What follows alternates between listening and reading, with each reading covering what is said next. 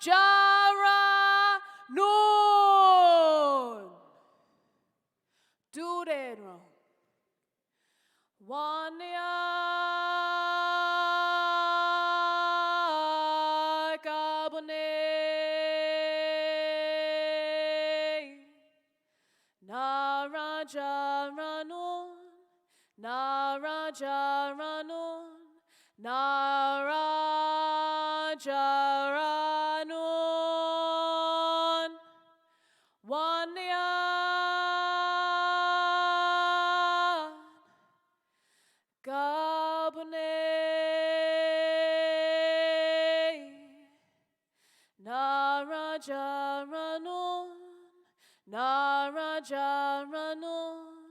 Narajaranun. Do that wrong. One yet. Garbonate. Narajanun. Narajanun. Narajanun. Do that wrong.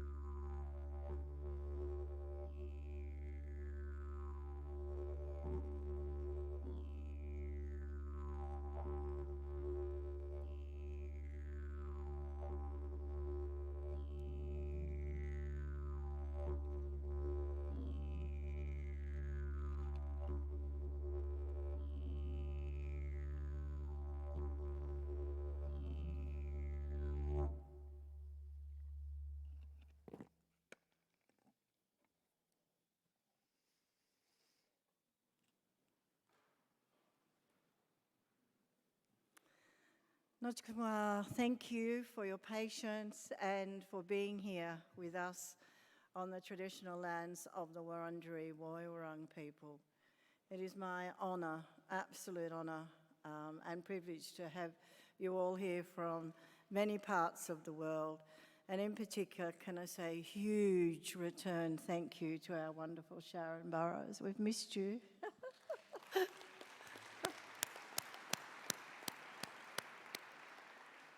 But I also acknowledge my father, our fathers, our grandparents, uncles and aunties, and also all ancestors, elders and communities across this great nation and neighbouring islands. And of course, another very, very warm welcome to someone who has been a leader in our communities for a long time and will continue for another long time. None other than the wonderful Patrick Dodson.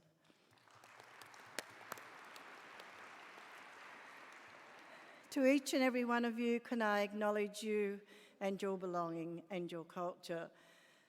From everywhere that we walk, from daylight to dusk, from light to dark, it's inevitable that we have a belonging. It's inevitable that we have a journey. But our journey has been the longest journey of all. And we're very proud to be able to manage our continuing journey in the way that we've done.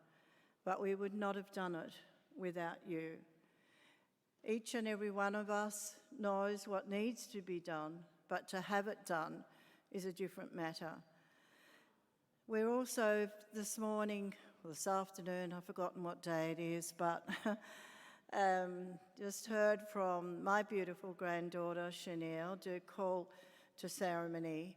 And that is one of the traditions that now we've reclaimed, and it makes us very proud to have one of our own singing in Woiwurrung language.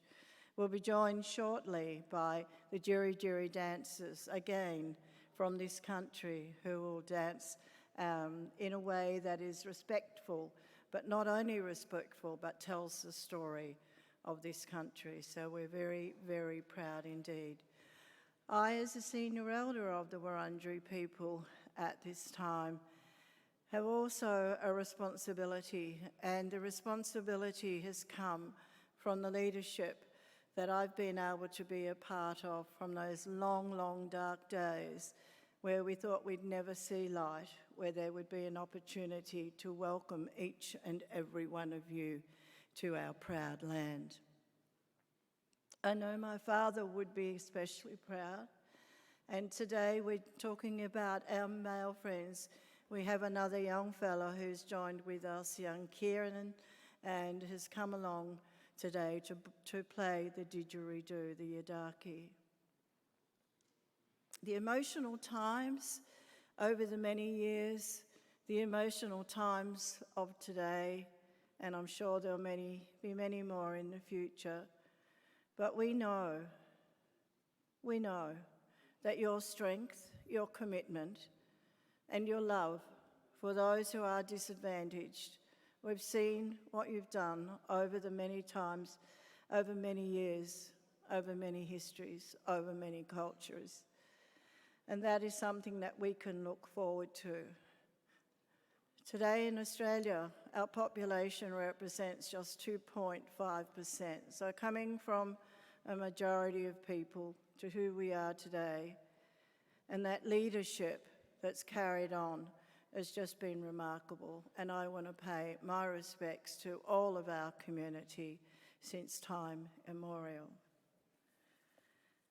Each of our communities have their own way of welcoming people to country, and we're known as the Managum people. For those of you that don't know this tree, it's a magnificent tree where the tops of the trees have never been touched. I hope that I can do that before my time passes to go to the dreaming. However, in traditional times, we would need a young fella called Wirigiri who would climb that tree through toe holes made with a beautiful stone axe so that he could bring the branches of the gum leaves down for the two Narangitas who would meet in ceremony for a reception like this. Our gift is the managum, and on your table, I'd invite the nearest person to pick up the branch. They are there, I think. Thank you. We hope that you'll accept this gift because it means that you are welcome to everything from the tops of the trees, of course, to the roots of the earth. And we thank you. We thank you for not only joining with us today, for being with us in the past and onwards, but also for honouring the spirits of our ancestors who have nurtured this land for thousands and thousands of years. Enjoy your time here. Our language is the Woi Wurrung. Womenjakar Wurundjeri Balak, Yemen Kundi Bek. You are most welcome to the traditional lands of the Wurundjeri Woi Wurrung people. Nodj Kanwa.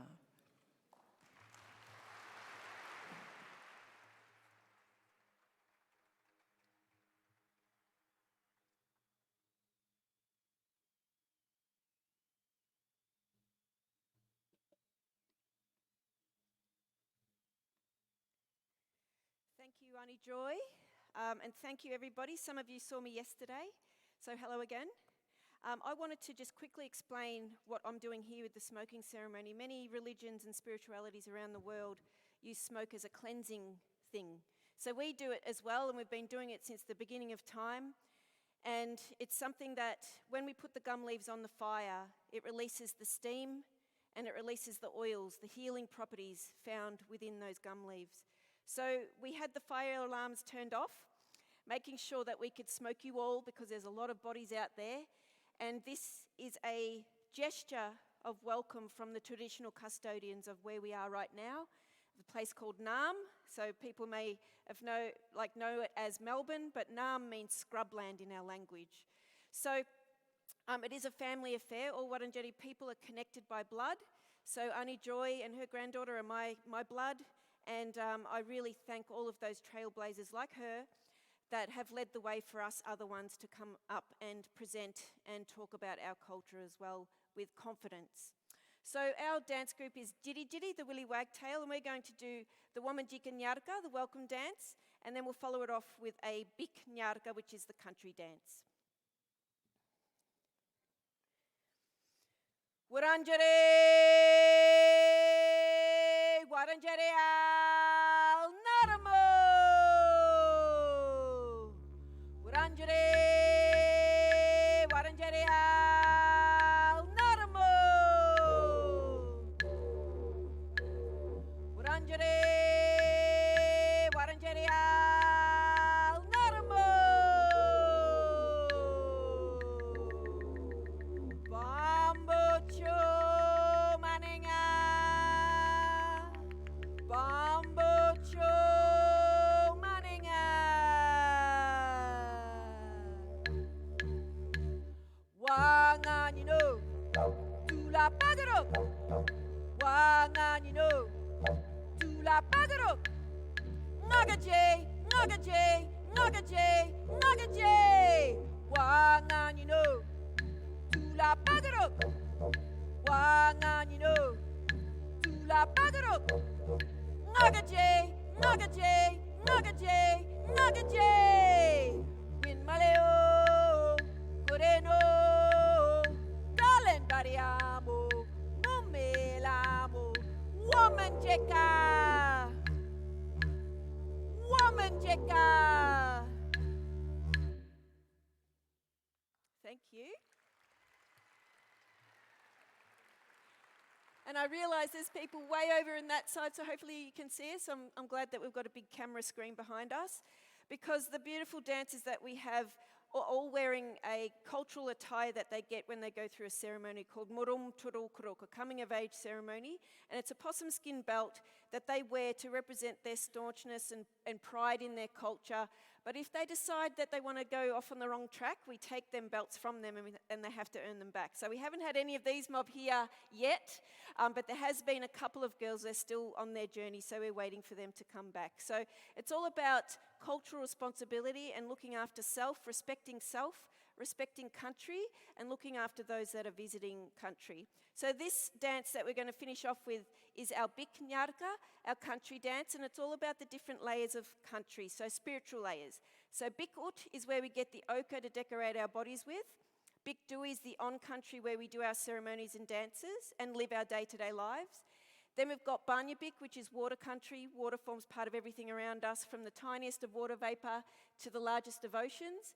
Then we've got Murunmutbik, which blows the smoke from our welcoming fires, but also language all the way up to our creator. So our creator is the wedge-tailed eagle, the largest eagle in Australia. And then we've got Wudawudalbik, where we see him in his physical form, but where we see him in his spiritual form, where he lives, is the star Altair, so part of the Aquila constellation. So Aquila means eagle, so we already knew that. So this is the Bik Nyarka, our country dance. Waranjere, Waranjere al Narapo, Narapo, Narapo, Narapo, Narapo, Narapo. Waranjere, Waranjere al Narapo, Narapo, Narapo, Narapo, Narapo, Narapo. Tarangap, Tarangap, Bunjalal, Bunjalal, Willamo, Willamo, Willamo, Willamo. Tarangap, Tarangap, Bunjalal, Bunjalal, Willamo, Willamo, Willamo, Willamo. Wuro, wuro, wuro, wuro, big Bunjuang, Bunjuang, nga, nga, nga, nga, nga, nga, nga, nga. Wuro, wuro, wuro, wuro, big Bunjuang, Bunjuang, nga, nga, nga, nga, nga, nga, nga, nga. Murnmut, big Wurronga, Wurronga, ngolo, ngolo, ngolo, ngolo. Murnmut, big Wurronga, Wurronga, ngolo, ngolo, ngolo, ngolo. Banyabik, Umbrella, Umbrella, Morenda, Morenda, Morenda, Morenda.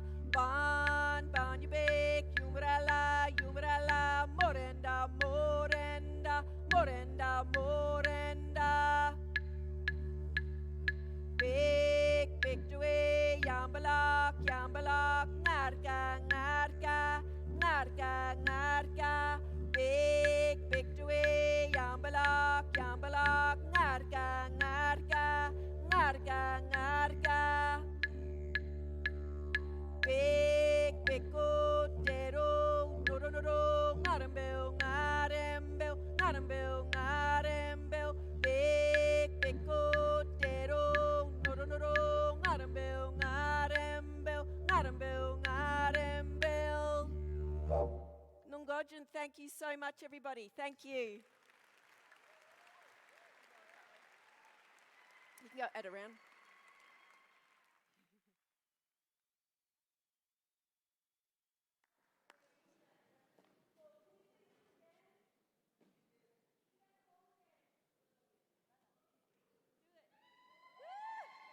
I love it.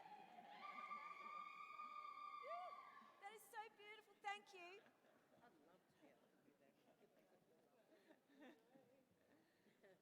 Beautiful job. That was great.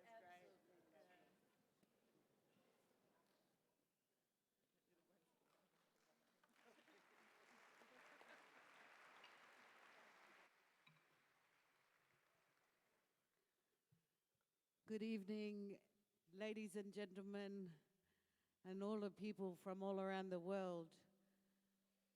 Thank you for coming to our beautiful country. Thank you to Auntie Joyce for your beautiful welcome. We too acknowledge this beautiful country, Wurundjeri land, Nam, and it's a great honour for us to be here. We have travelled from the top of Australia yesterday, and it's a great honour for us to be here. The first song we will sing is a song that was famous in Australia. It's called Island Home. But tonight, I'll be singing it in Gumach, where the lead singer from Murrumbidgee Band, his song, his story was from. Thank you.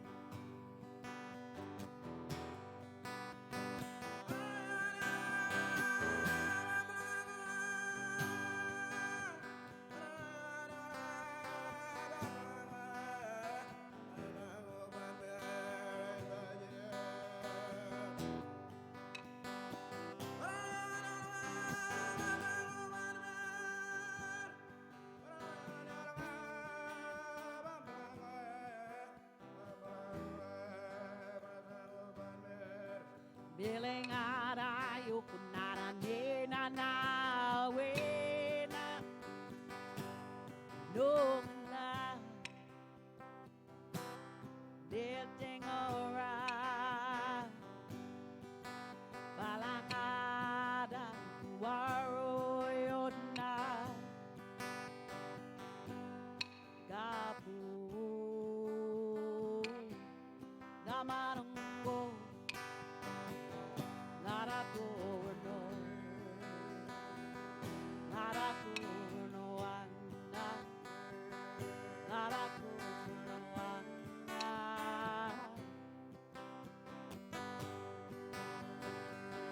My island home,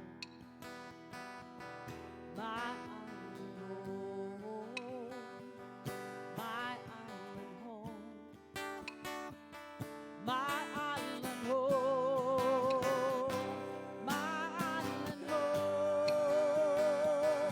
my island home, my island home. Is waiting for.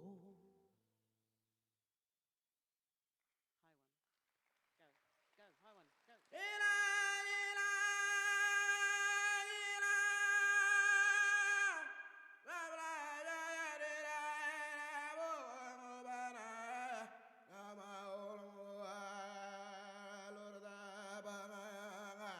Mr. Daniel Wilfred from Nooka.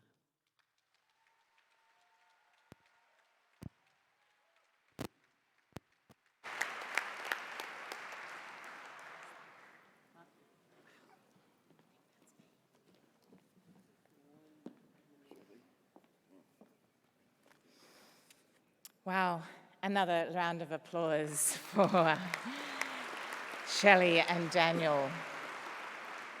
Friends and comrades, my name is Michelle O'Neill. I'm the President of the Australian Council of Trade Unions, and it's my very great honour to welcome you to Naarm, to Melbourne, to Australia on behalf of the Australian trade union movement.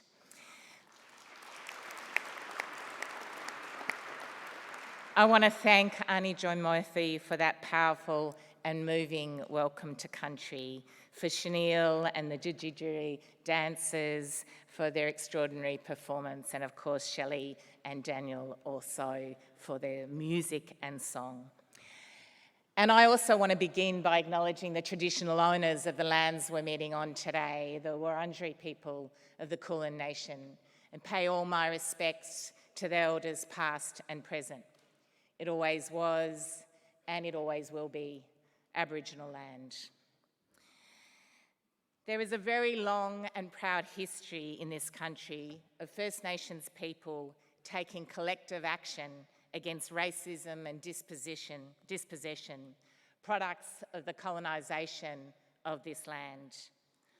All of us who take steps today for justice walk in the footsteps of generations of Aboriginal and Torres Strait Islander peoples who defied power and made change, often against extraordinary odds. Today's union movement is very aware of the pathbreakers in our own history. The Aboriginal and Torres Strait Islander unionists who challenged racism in their workplaces, in society, and within the union movement itself. An account of this union history must also include acknowledgement that there are times in our past when our movement failed to live up to our principles of solidarity, shameful times and experiences of our own history.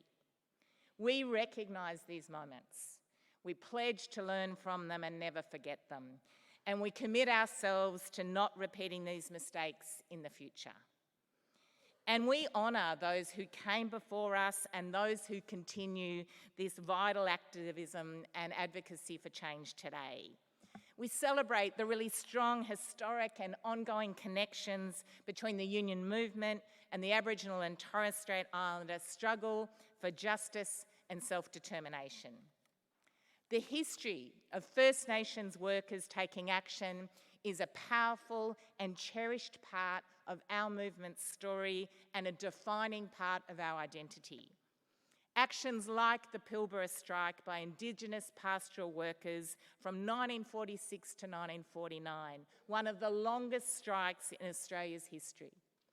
Actions like the Palm Island strike of 1957, when the entire Indigenous workforce of the island took part in a 5-day-long strike. Actions like the Wave Hill walk-off by Gurindji workers, led by the legendary Vincent Lingiari, a 9-year-long struggle for wage equality that swiftly became a defining moment in the movement for land rights.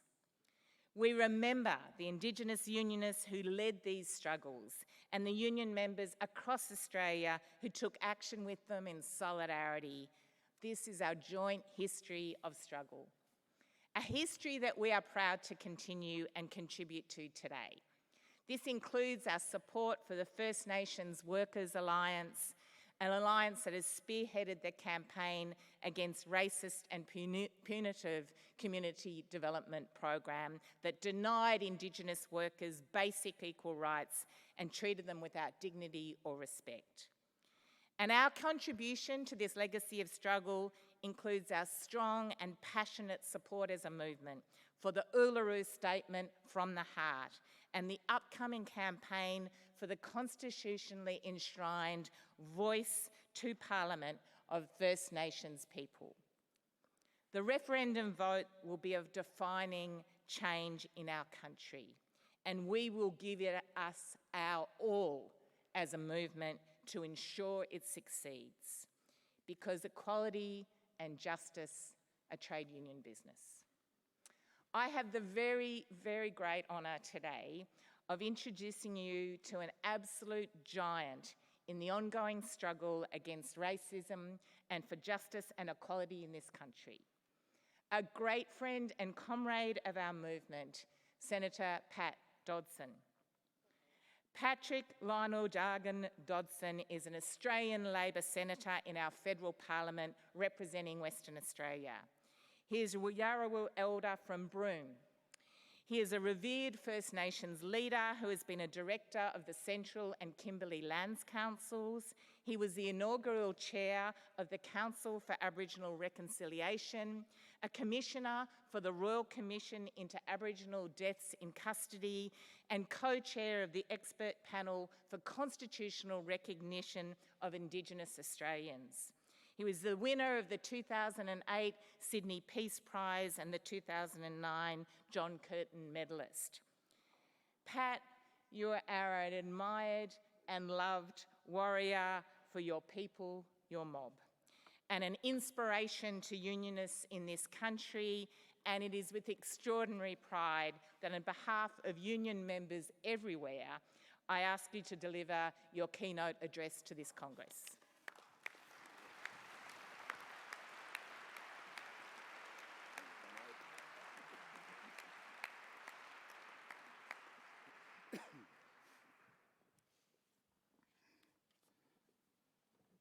I must apologise in advance. I've got a bit of a cold. But firstly, let me acknowledge Sharon Burrows, Michelle O'Neill, Sally McManus, Ayaba Waba, the President of the ICTU, Gilbert Hongbo, Director General of the ILO, Guy Ryder, and of course, Joy Murphy. I want to begin by acknowledging the traditional owners of the lands on which we meet today, the Wiradjuri, the Woiwurrung, the Bunurong Bung Wurrung peoples of the East Kulin Nation. I pay my respects to their elders, past, present, and I certainly thank Joy for welcoming us to this country and those wonderful dances, and to Shelley for her contribution, reminding us we live in an island. Those of the Kulin Nation have long called this place Ngam, now known as Melbourne. As a visitor to this country, I acknowledge and honour the unbroken spiritual, cultural and political connection of the Kulin Nation to these lands, a connection which spans a minimum of generations. They've been here for millennia. It is a pleasure to be opening this 5th World Congress, and I thank the International Trade Union Confederation for this invitation and for this privilege.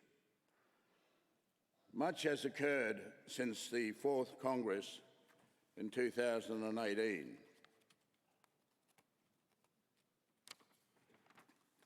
These past few years have been a truly difficult time for all. Catastrophic weather events, war, famine, global pandemics, and they all continue today. So it's especially heartening to see so many of you here today, safe and well. You have come from all corners of the world, advocates and leaders in your own right, defenders of not only labour rights, but basic human rights. I first want to pay special recognition to the outgoing General Secretary, Sharon Burrow. This being her last World Conference, we're glad to have her home. Born in a small country town in New South Wales, Sharon has spent a life fighting for rights and the dignity of working people here in Australia and abroad. Sharon has honoured her family, that family's long history of union involvement, and has herself been a pioneer in the modern union movement. Sharon has a unique mixture of courage and creativity, humility and humour, passion and perspective. Under her guidance, the ITUC has stepped boldly into the rights movements and held a hand outstretched to the working people of the world. Sharon, you leave a profound legacy. Ladies and gentlemen, comrades, history is never irrelevant to the present. Bygones are never simply bygones.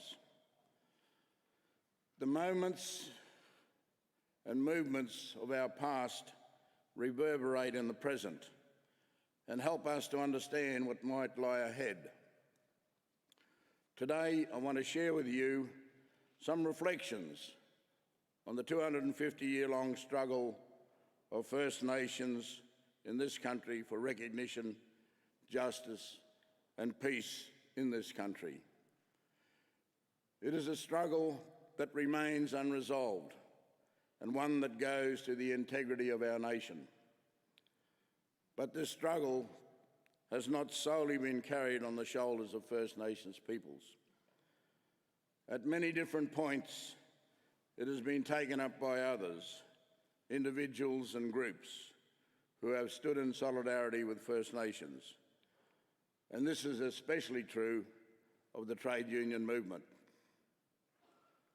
First Nations' aspirations for justice, peace, equality, dignity, and recognition have often found a particular resonance in the priorities and principles of the union movement. There's been much common ground between us, and we have built a strong foundation upon which will help us meet the social and political challenges of our times. I want to start, however, by making clear one important distinction between us, that which relates to colonisation, settlement, and nation building. Any consideration of Indigenous peoples, labour market factors, and trade unions must take place in the context of the historical truths and experiences of colonialism and its attendant nation-building ideologies, values, and institutions. Colonisation and consequential settler institutions and polity have come to almost consume the lives of First Nations peoples in ways they have not other citizens. To ignore the unique sovereign status of First Nations peoples at colonisation and after is to move around it in some kind of awkward ahistorical dance and to misunderstand the nature, purpose, and integrity of the First Nation people's struggle. Indeed, without honourably facing up to these historical injustices, the relationship between First Nations and the beneficiaries of colonisation and settlement will continue to reinforce the status quo and maintain a significant injustice that impacts our national integrity. Colonisation and dispossession began in the year 1788 in Australia, when 11 British ships sailed into Port Jackson, Sydney. They arrived to build a prison for the lawbreakers in England. The convoy comprised 2 Royal Navy vessels, 3 storage ships, and 6 convict transports, which held 12,000 British convicts.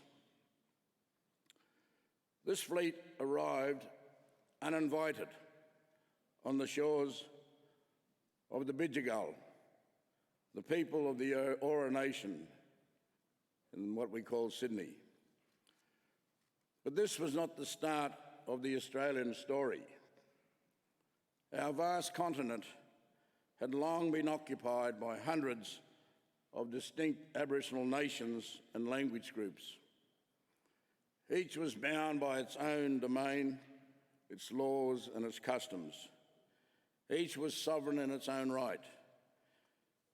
This sovereignty was richer and deeper than any Western conception. It was articulated in language, in story, in song, and in ceremony. It was attested to in sacred objects, etched in stone and painted on ancient barks. These expressions connected the First Nations peoples to all creation, not an uncommon kind of cosmological view shared by many Indigenous peoples around the world. The social, economic, cultural, and political frameworks of First Nations were centred on relationships with people, with land, and water, and sky, a relationship of reciprocity and respect. These central tenets also underscore protocols governing human interactions through a kinship framework that included and accorded adoption into each other's social fabric as equals, despite the differences amongst unique language groups. Such systems did not have their genesis in the writings of the Greco-Roman philosophers or the Christian religions that have underpinned Western society. Each was unique to this continent and to this continent alone. Indigenous systems clearly held very little or nothing in common with the British penal society aboard the British fleet. First Nations peoples were unaware of the 14th century papal bulls, which bestowed upon the Europeans a divine right to conquer the New World under the protection of the fateful doctrine of discovery. Nor were they aware of the alien doctrine of tenure, where the Crown alone gives land to people.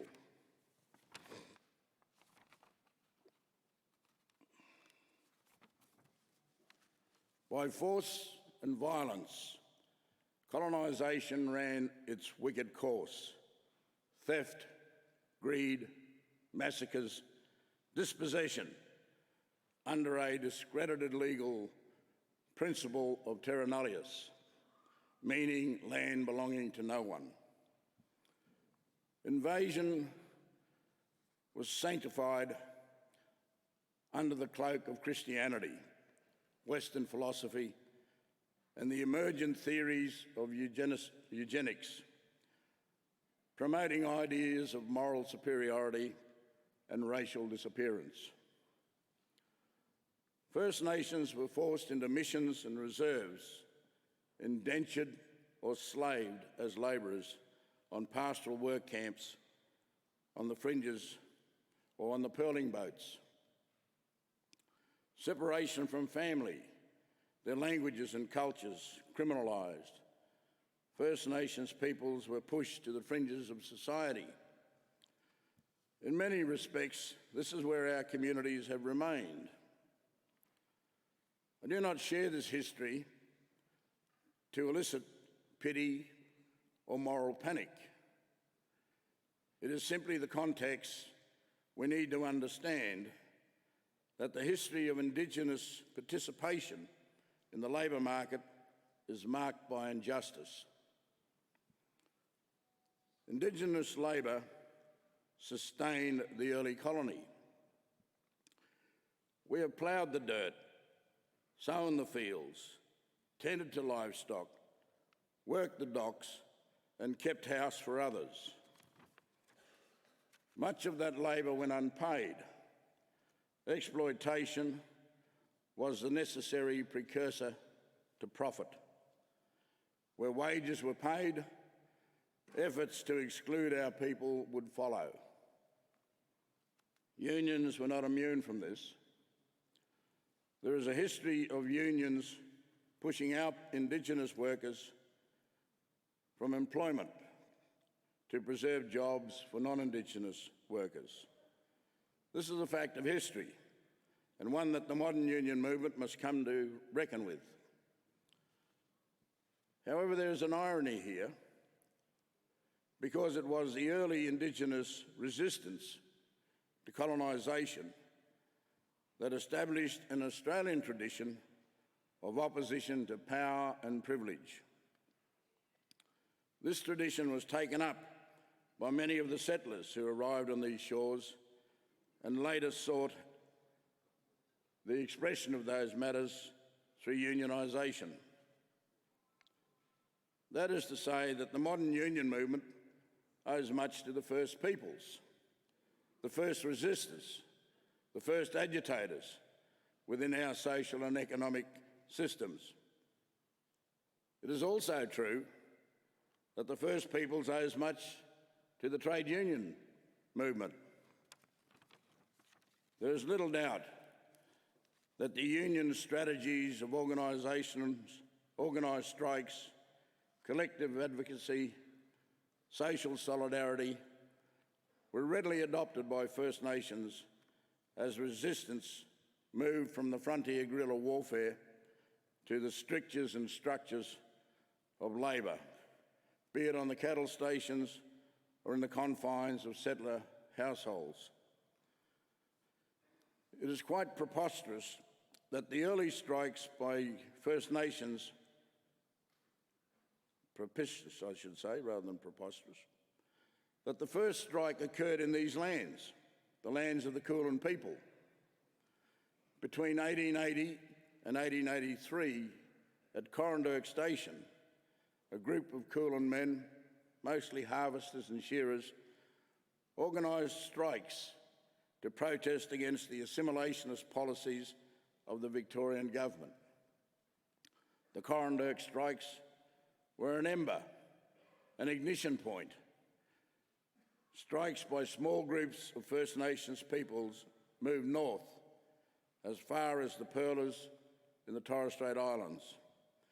Indeed, these strikes had great influence on the advocacy and political strategy of Yorta Yorta man, Mr. William Cooper, one of the most significant Aboriginal rights campaigners in the early 20th century. Raised on Malonga Mission around 1875, Mr. Cooper was forced into child labour and then worked for pastoralists as a shearer and a handyman for much of his life. He was one of the few Aboriginal members of the Australian Workers' Union, for which he drew much inspiration.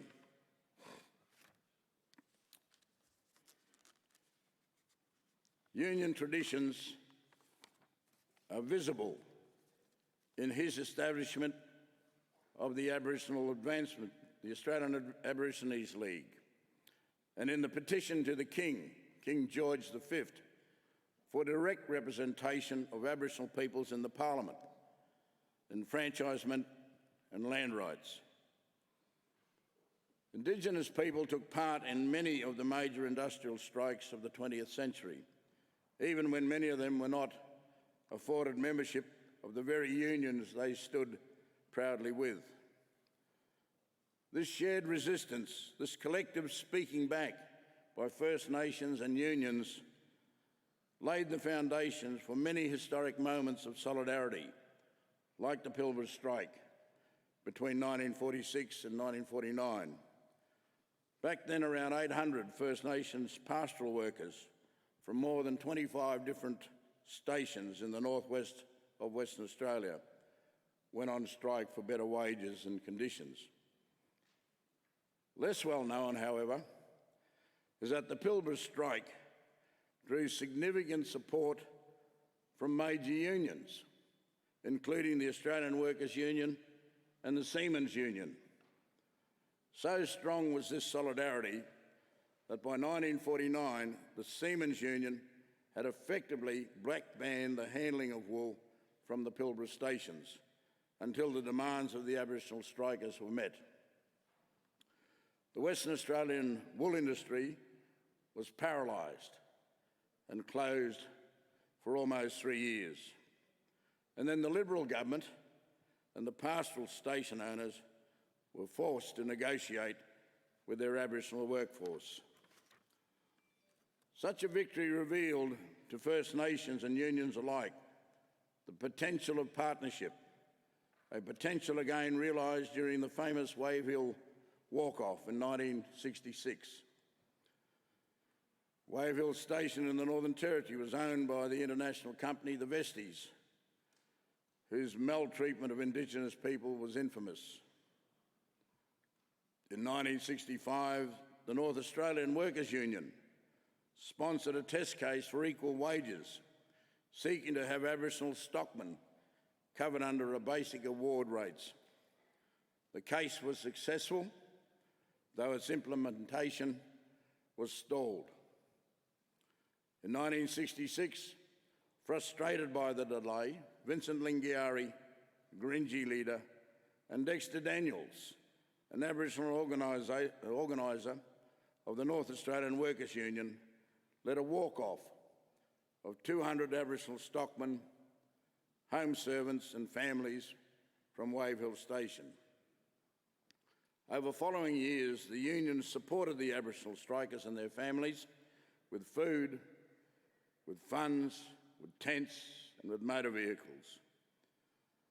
As news spread of the Gringi fight, support came from other unions and from the ITUC, who gave generously to this struggle. What started as a pursuit for equal wages moved to a campaign for land rights and economic independence. And in 1975, the Gringi finally received from Labor Prime Minister Gough Whitlam leasehold title to their lands at Dargaragu. Union solidarity with First Nations peoples is not unique to Australia. Many countries with First Nations populations have similar stories of colonisation, resistance and union support. Just last month, the Canadian Labor Congress called on the Canadian federal government to mark the National Day of Truth and Reconciliation by taking real action towards reconciliation with Indigenous peoples. Across Central and South America, unions have consistently sought to stand with Indigenous peoples against exploitation, discrimination and forced labour. These sentiments have come to be reflected in many of the international instruments. Of particular importance is the International Labour Organisation Convention number 169, relating to the rights of Indigenous and tribal peoples. Ratified by the ILC in 1989, the Convention provides for Indigenous peoples' rights to improve working conditions as well as an expansive set of rights to self-determination, to land, culture and economic freedom. Many of these provisions have come to be reflected in the more well-known United Nations Declaration on the Rights of Indigenous Peoples. My time at the United Nations General Assembly a few weeks ago with our Foreign Affairs Minister was a reminder of the shared experience of First Nations across the globe. In your dealings with First Nations in your own countries, I would encourage you all to draw heavily from these international instruments and to make the most of these global forums which bring First Nations peoples together. This is a strength in solidarity and global solidarity amongst unions and First Nations has never been more important. Many lessons can be learnt when we all come together, like our ancient sovereignty of First Nations can be protected, recognised and empowered within a modern nation state. And this is especially important in an increasingly divided world where we are witnessing historical levels of inequality, exploitation and environmental destruction. First Nations find themselves at the sharpest edge of each of these concerns. I want to close this speech by bringing you back to the present. We have journeyed through a history of colonisation, made clear a tradition of resistance first laid down by Indigenous peoples, and have brought into life the many moments of solidarity shared between our peoples and the unions. And yet, the torment of First Nations peoples in this country endures. The aspirations for change that move the hands of the Kulin people at Corranderk Station, move the pen of Mr. Cooper, Patton and Ferguson, and the feet of Daniels and Lingiari are yet to be fully realised. Right here, right now, First Nations peoples of Australia remain without formal recognition in our Constitution, without treaty or a national process of truth-telling. We are the most incarcerated people on the planet. Our children are removed from their families at alarming rates, and we live 10 years less than the non-Indigenous Australians. As a senator and an Aboriginal man, I want this torment to end. Having said that, I acknowledge that Aboriginal and Torres Strait Islander peoples need to stop the violence between ourselves, especially family violence against women and children perpetrated by men. As Aboriginal and Torres Strait Islander men, we need to step up and practice our responsibilities to be leaders and protectors within our communities in these times of great challenge. And let's recognise that our youth are the greatest casualties of the injustices of colonialism and lateral violence. But right now, the landscape is not all bleak.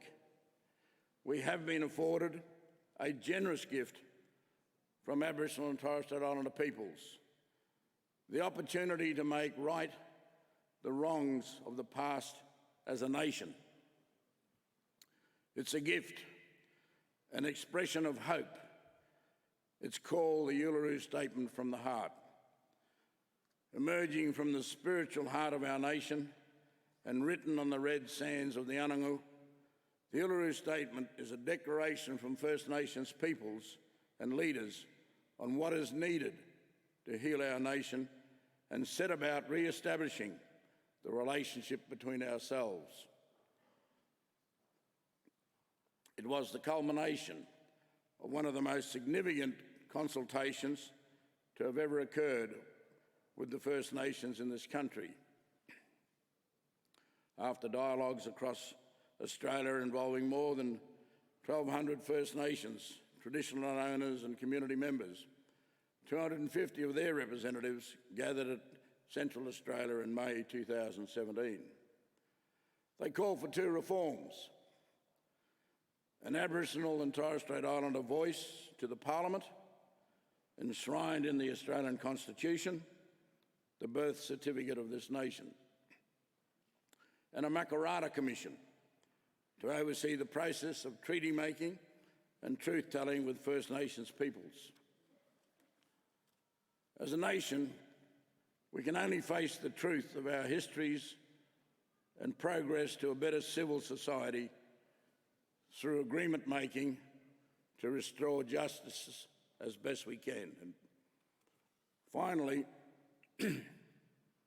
our 250-year-long struggle for dignity, equality and respect is being taken seriously by a government, the Albanese Labor government, with its commitment to implementing in full the Uluru Statement from the Heart. Never before has a government been so dedicated to facing up to the wrongs of the past. I am proud to have been appointed by the Prime Minister, Mr Albanese, as Special Envoy for Reconciliation and the implementation of the Uluru Statement from the Heart. It is my responsibility to ensure that the self-determination wishes of all those who participated in Uluru are respected and upheld, as well as the goodwill of many Australians, and as we've heard from the ITUC, its commitment to seeing a successful referendum.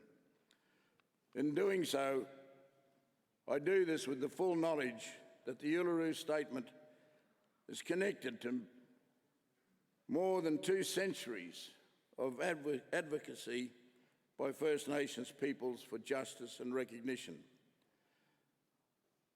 The Labor government is steadfast in its commitment to progressing the first of these calls, the call for a voice to the Parliament to be embedded in our Constitution. A voice to Parliament to advise on decisions that the Parliament or executive government may make, so that the First Nations people may have a say over those matters that will affect their lives and futures. And that seems a pretty sensible thing to do after 250 years. The Australian Council of Trade Unions was amongst the very first organisations to publicly support the Uluru Statement when it was delivered to the Australian people in 2017. Over the 5 years since, they have held fast, last month committing to support, as you heard, the Yes campaign for a referendum for the voice to be embedded in the Constitution. I want to especially acknowledge the support that the Construction, Forestry, Maritime, Mining and Energy Union has given to Thomas Mayer an Indigenous man and union leader from Darwin, to enable him to spend the years he has in promoting the Uluru Statement from the heart across Australia. This dedicated work has been a great act of commitment to this struggle for the First Nations peoples, to secure their rights in this country, in this place. Internationally, there is much that each of you can do to make your support of a voice to Parliament very clear. The world will be watching what Australia decides on this issue, and indeed, it will also go forward with truth-telling and treaty-making, and will be observed as to how we behave in the international courts. Let us not forget that the improvement of Indigenous rights anywhere is an improvement of Indigenous rights everywhere. Comrades, friends, we find ourselves at a juncture as we move to recognise Indigenous rights in this country and globally. All nation states that have Indigenous people living within them need to adopt the Declaration on the Rights of Indigenous Peoples and embed their enforceability within their jurisdictions. This is a dialogue the unions need to have with First Nations across the world. Here in Australia, against the sheer negative weight of referendum history, entrenching the voice to Parliament in our Constitution is a chance for us as a nation to alleviate the shame that has gripped this country for far too long. But more than alleviate, it is a chance to elevate us all, to place this nation upon a much firmer bedrock, the bedrock of Uluru. It will be a bedrock that acknowledges our shared history and accounts for the injustices suffered by our First Nations peoples who maintain the oldest living continuous culture on the planet Earth. The implementation of the Uluru Statement in full will be nothing short of transformational. It'll give us pride, but more importantly, it'll give hope to others.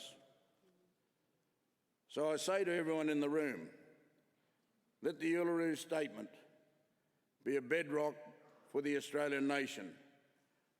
Let us all stand in solidarity at this rare and precious moment in our history. And may a successful referendum on a voice to Parliament light that way. Kalia.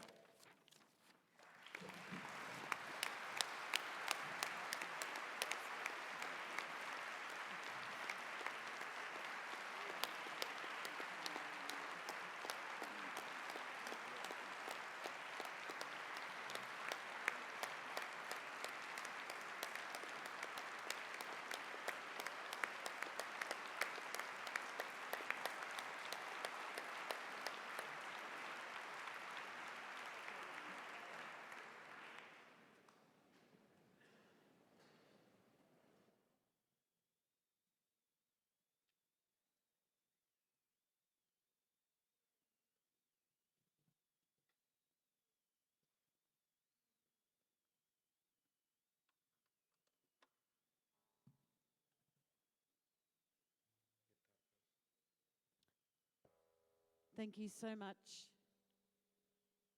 Uncle Pat. I've known you for longest time, and I'm so proud for the strong words and the truth-telling that he speaks. It's important that us First Nations people from all around the world, that we start speaking the truth so things can change for all of us. This song is called Napojia Guraja, is dedicated to my grandmother, who was taken from her lands in Borroloola and had to walk to Darwin, which took 4 months, as an 8-year-old child, who was never allowed to speak her language. And so I'm honoured to sing this in our language, in Yanyuwa. And of course, please make welcome Mr. Daniel Wilfred from all the way from Nukor in the Northern Territory. Thank you.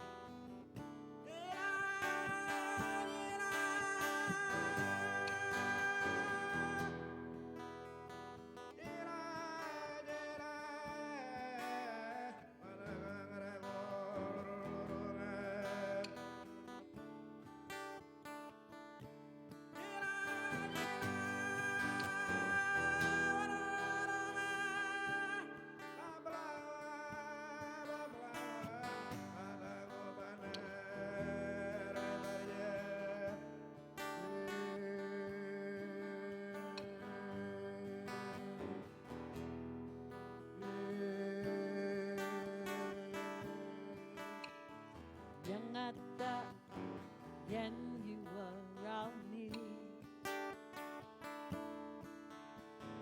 Wulamanda modo chia ya nenya. China ame jalolanji. China ame jalolanji. Nyangata yen you around me. Lingata linanji jalura manji. Gina ame jalolanji. Gina ame jalolanji. Kolo ngana ordare kena ware mana kolo ngana gana mala I wanna go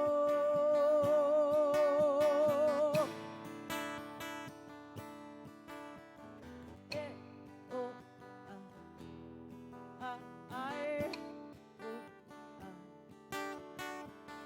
yeah, oh,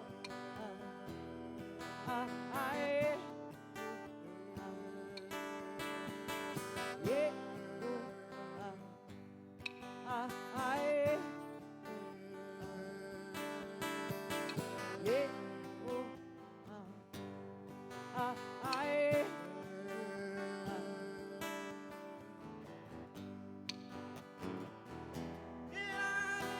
yeah,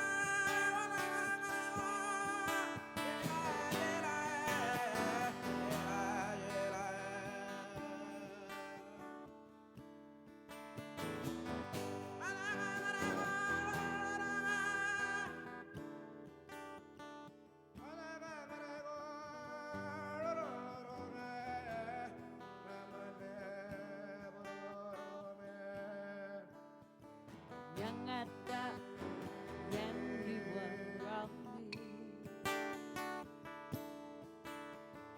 Yangata awara kodari ganalo. Wedangana nyatau. Wedangana nyatau. Kolo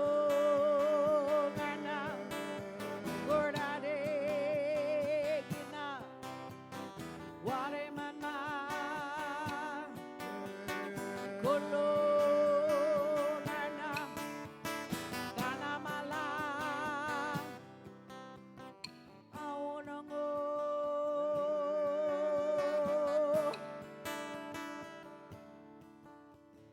yeah oh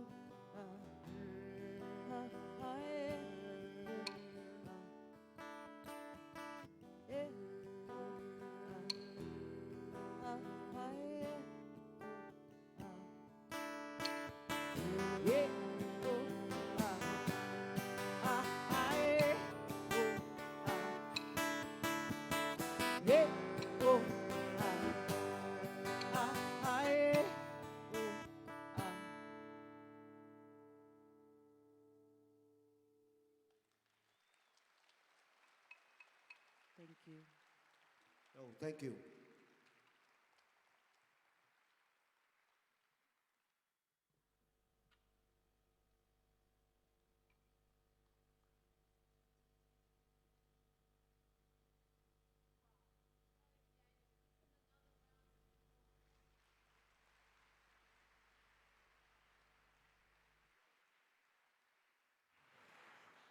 It's my job to thank Pat Dodson. You can see that Pat Dodson is a giant in his own lands. He's a revered elder, but he's also revered across this country by other Indigenous elders.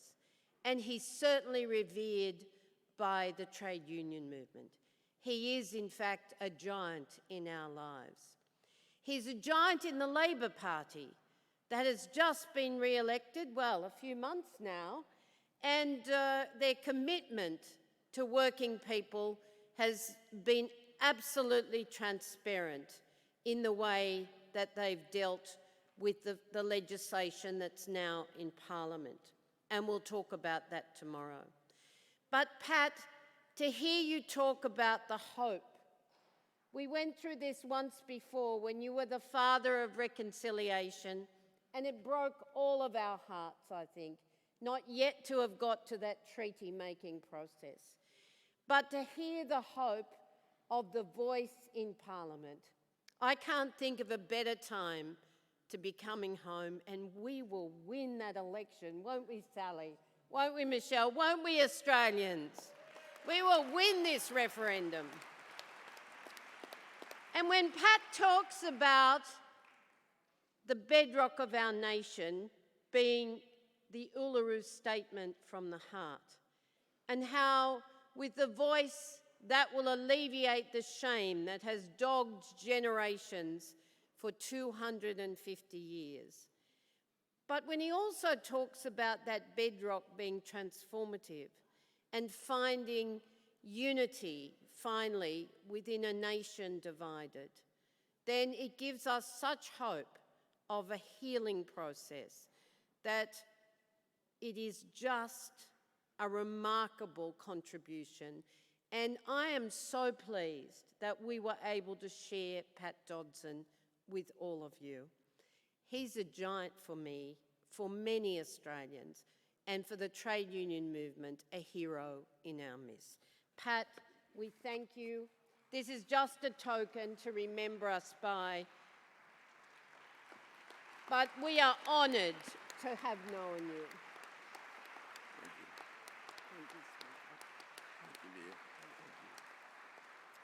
My second job is to introduce, well, you've already met Michelle. Michelle, of course, is a member of our General Council and an amazing president of the ITUC.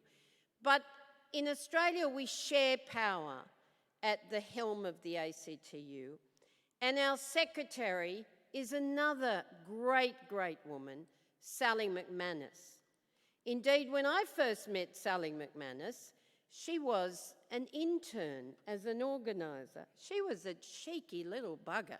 She used to actually challenge, you know, people, including myself, about why the trade union movement was doing this. She's been a brilliant organiser, a brilliant leader of her own union, the Australian Services Union, and of course, she's a magnificent secretary in partnership with Michelle. These two I've asked to front the next stage of this opening, because if you've been given the treasure of understanding our Indigenous history, the strengths, the weaknesses, the tears, the hope, then you will understand that we are a migrant country. Invaders, yes, from an Indigenous perspective, but migrants have built this nation with our Indigenous people. So we're all sons and daughters of generations of migrants. And Sally, come and greet the Congress and Michelle and introduce the next set of issues that gives you a sense of this great Australian movement.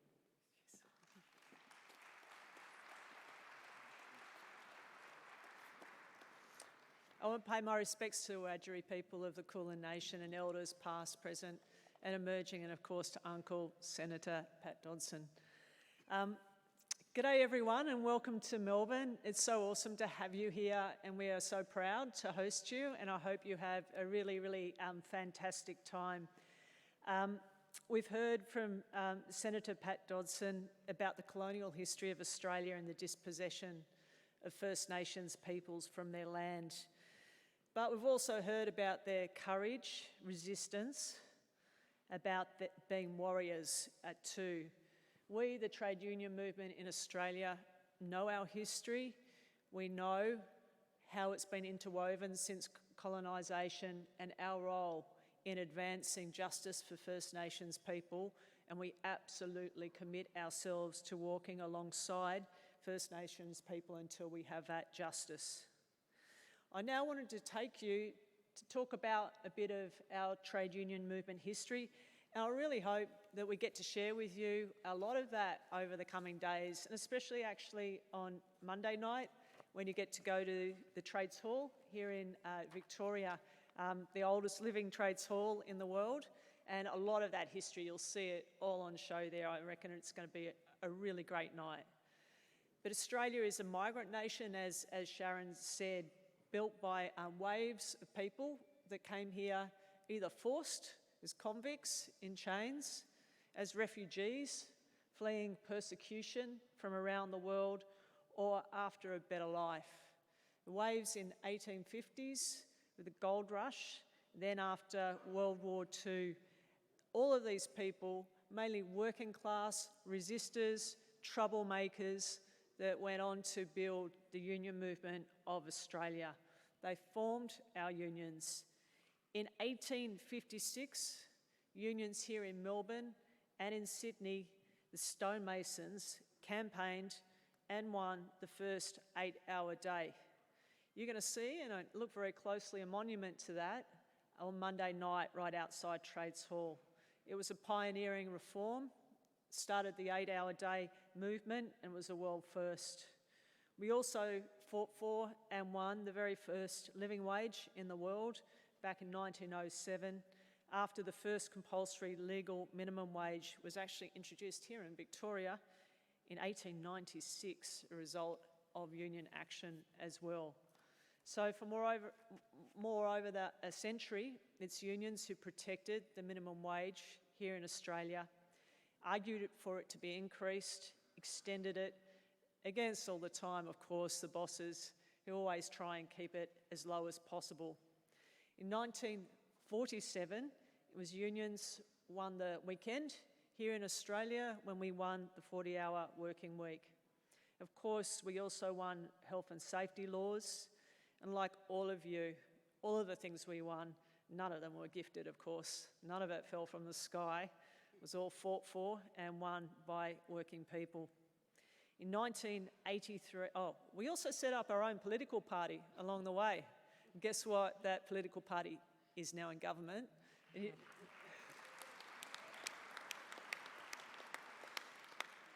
And you're going to get to meet our Prime Minister, which will be very exciting on Monday.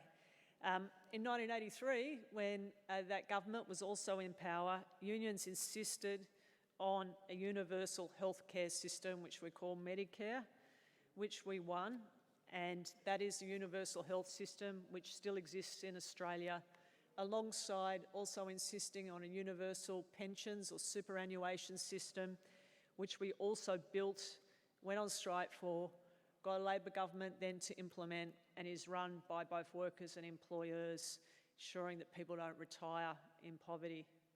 Of course, we've organised to win many other things, but I'm not going to go through the list because I know you've all done the same. More recently, just last month actually, we won a right for all workers in Australia, 10 days paid family and domestic violence leave. And right now, yeah.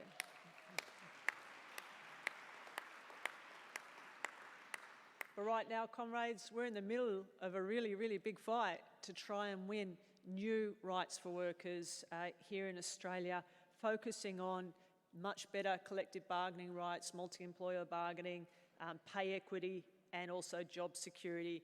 And of course, that means we're taking on the rich and powerful in this country who are right at this moment fighting tooth and nail to try and stop it. But so it sort of is really great to have you all here because we can sort of feel the energy in this room and we intend to move forward. Of course, our union movement, we're here because we played a significant role in the election of a Labor government just in May this year, and that defeated a Conservative, anti-worker, anti-union, climate change denying government, and they'd been in power for a decade. Our movement faced at that time, as we all do when we have these governments, wave after wave of anti-union attacks on us, and we've seen all of those off, and now we're ready to move forward. We've always been internationalists, Australian Unionists. We always have, and Michelle will talk all about that, always outward looking and solidarity giving.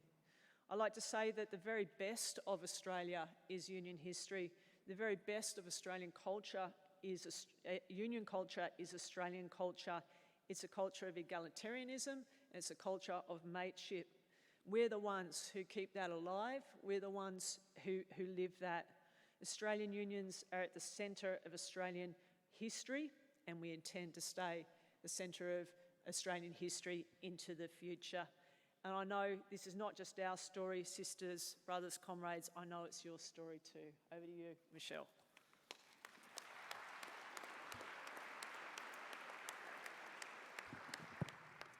Thanks, Sally. An attacks on the representative voices of working people, our unions, has led to more inequality, less secure work, wage theft and stagnating wages, and made it so much harder for working people to stand up against bullying, harassment and discrimination. And in some countries, they've gone even further than this and installed authoritarian regimes and attacked trade unions because they know that unions are a powerful force for democracy as the voice of working people. In our region, in particular Asia Pacific, authoritarianism is on the rise. We have seen with horror the military dictatorship that has taken power in Myanmar and targeted unionists. And we are so pleased to have Kang Ha here with us over this Congress to talk to us about Myanmar. And in Hong Kong, where our counterpart, the ITUC affiliate, the Hong Kong Confederation of Trade Unions, was forced to officially disband and its leadership imprisoned. We pay tribute to the courage of unionists who put their body on the line and in the pursuit of justice and democracy, and I know there are many of you in this room today.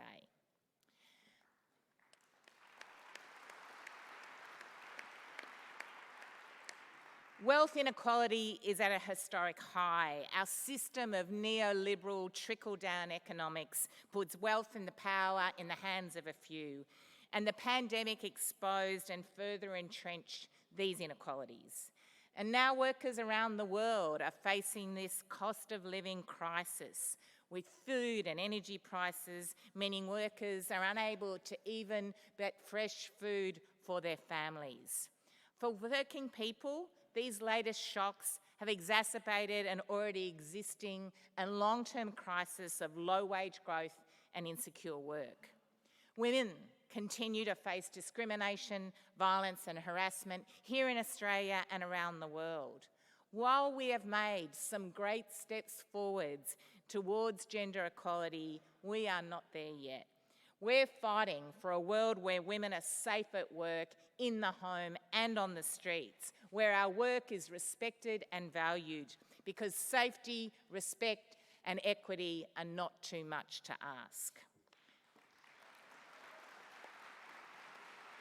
We know we're in the midst of a climate crisis, and climate change is accelerating and generating extreme weather events. Here in Australia, we are living with the devastating impact of recent bushfires and now, while you are here, extreme flooding, putting many people and their communities at risk. This is just an example. Workers, as we know, are on the front line of climate change. There's not one job, one sector, one industry, one worker that is not being impacted by it. And we need our governments to take urgent action to reduce emissions, stop corporate polluting, and ensure a just transition for workers as we all tackle this global crisis.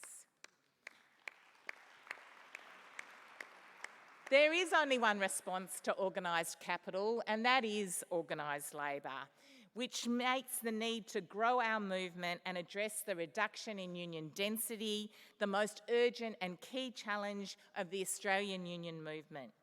We have invested heavily in new ways to grow, in technology, organising strategies, research and communications in all its rapidly changing forms.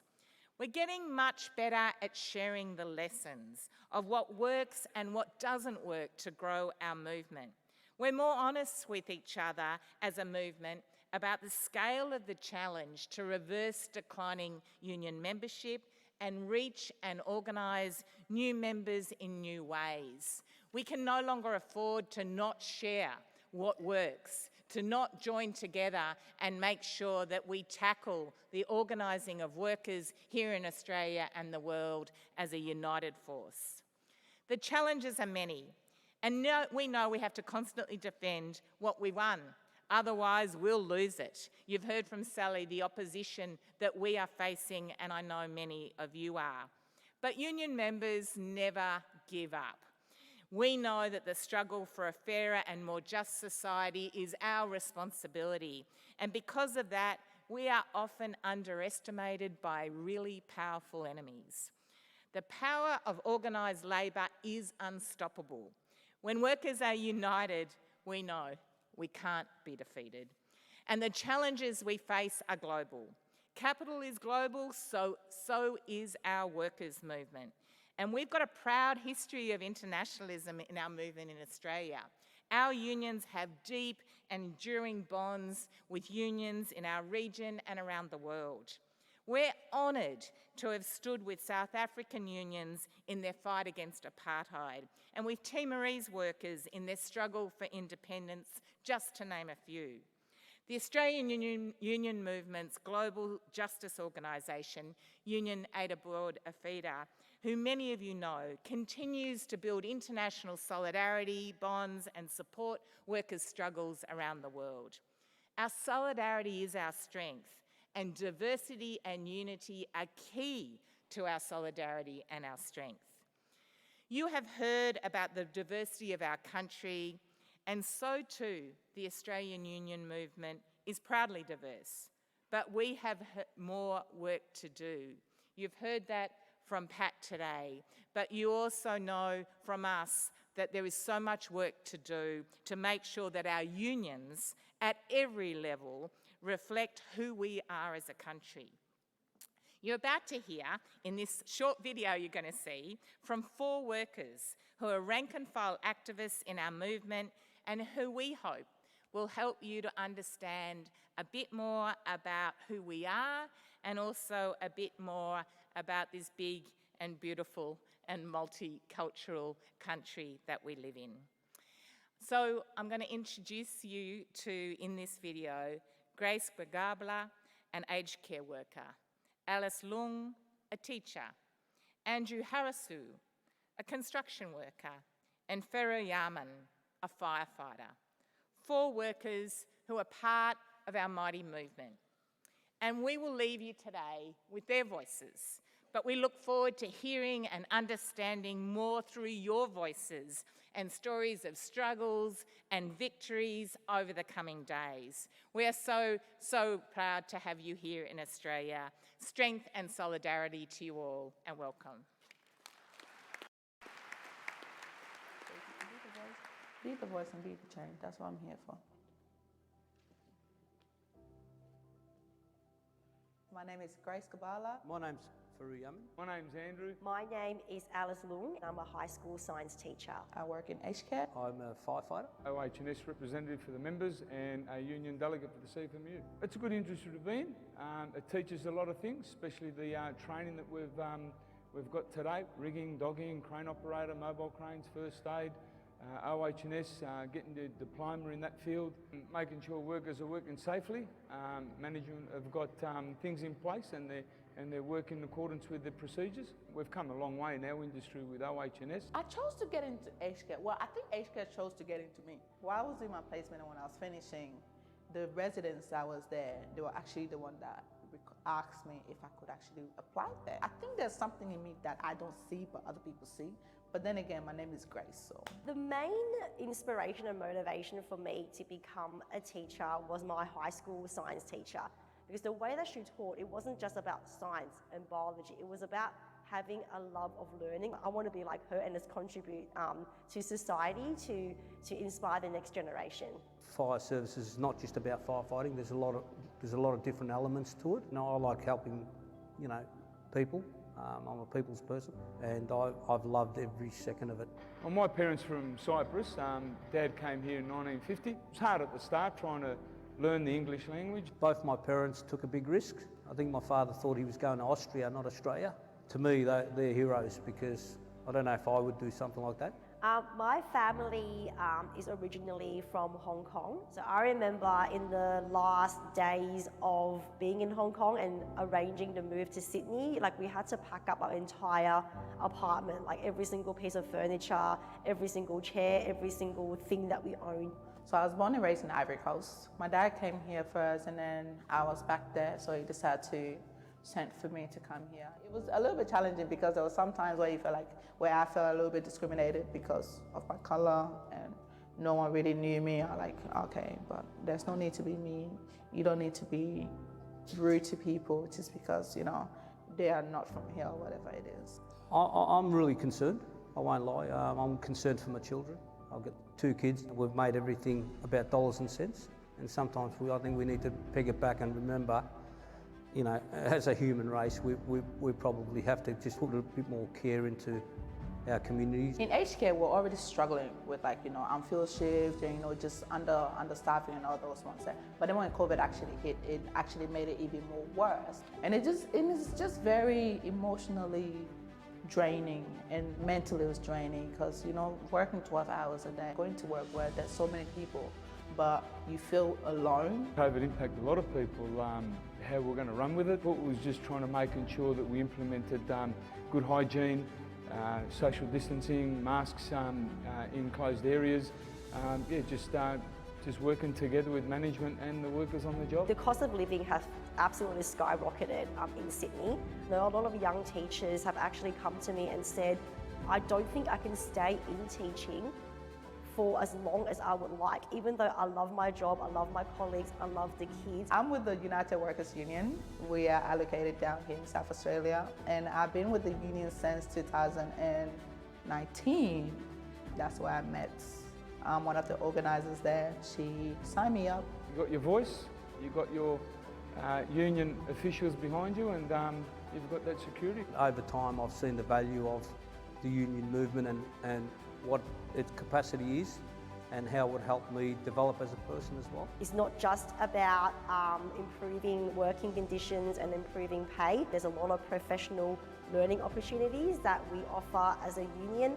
It is a way to connect with your colleagues. It's been really, really amazing just being active and just being involved in the union as well, because my voice, although not a lot of people might listen, but just having someone there, just speaking, you literally representing other workers as well, and also not just the workers, the community. So if you can be the voice and be the change. That's what I'm here for.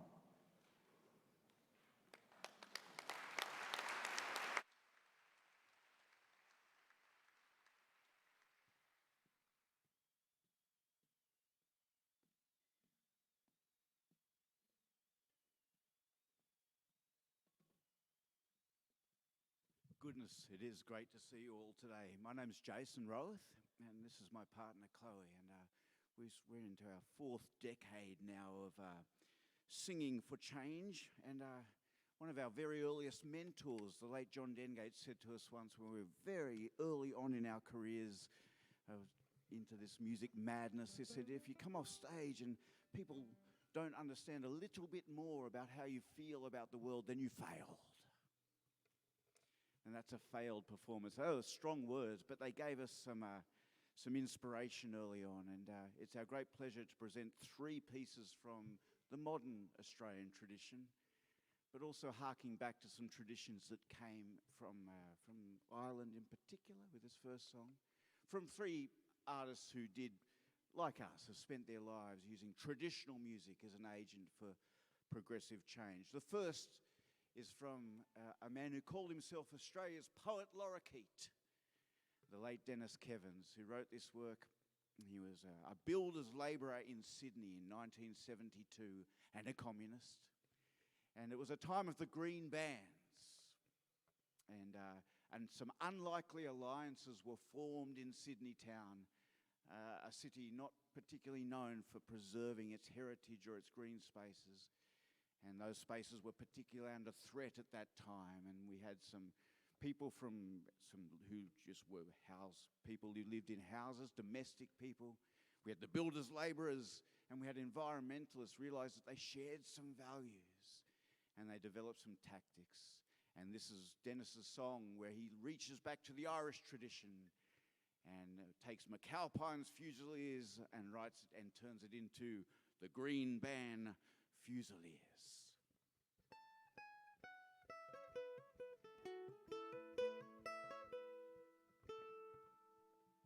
Oh, you dozer down the churches, laid 'em level with the street, the sacristy and altar trodden on by passing feet. Oh, you didn't talk of sacrilege, we're knocking churches down. But we yelled, it's a sacrilege to smash old Sydney town. Oh, up Broadway to the MBA come the Green Band Fusiliers. They stole the street with their marching feet, placards high above their ears. In Sydney town, they would not lie down. They gave Martin Scabs some cheer. And it's up Broadway to the MBA come the Green Band Fusiliers. Half-smart thieves in their Gucci sleeves and car parks on the brain told the usual lie, the trees have got to die, the big trees in Sydney's domain. And some said, Joe, we ought to let them go, it's only bloody timber to be clear. I would listen to the breeze as it whispers to the trees and the Green Band Fusiliers.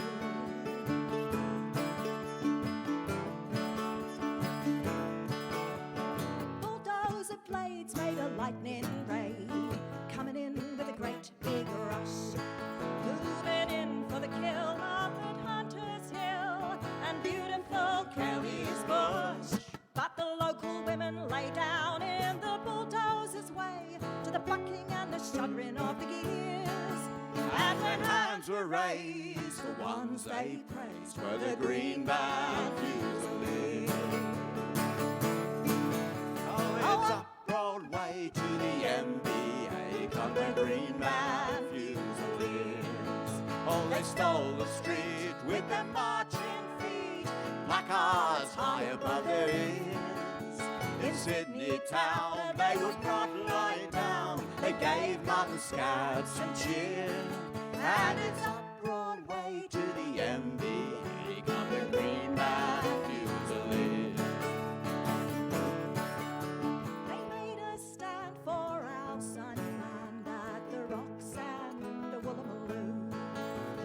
chimney tops, they lost with the cops To save a bit of Sydney for you.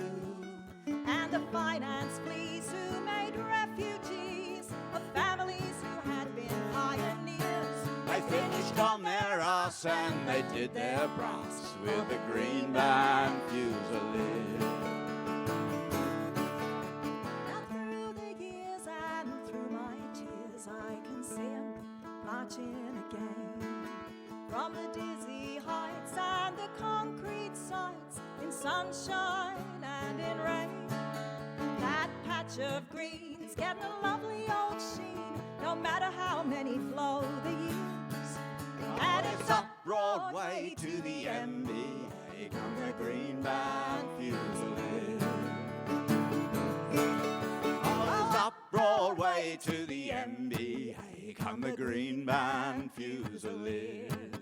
They stole the street with their marching feet, placards high above their ears. In Sydney town, and they would not lie down, they gave mutton scabs and cheer. And it's up Broadway to the MBA, come the green band fusiliers. And I can see it marching still, I hope you can too.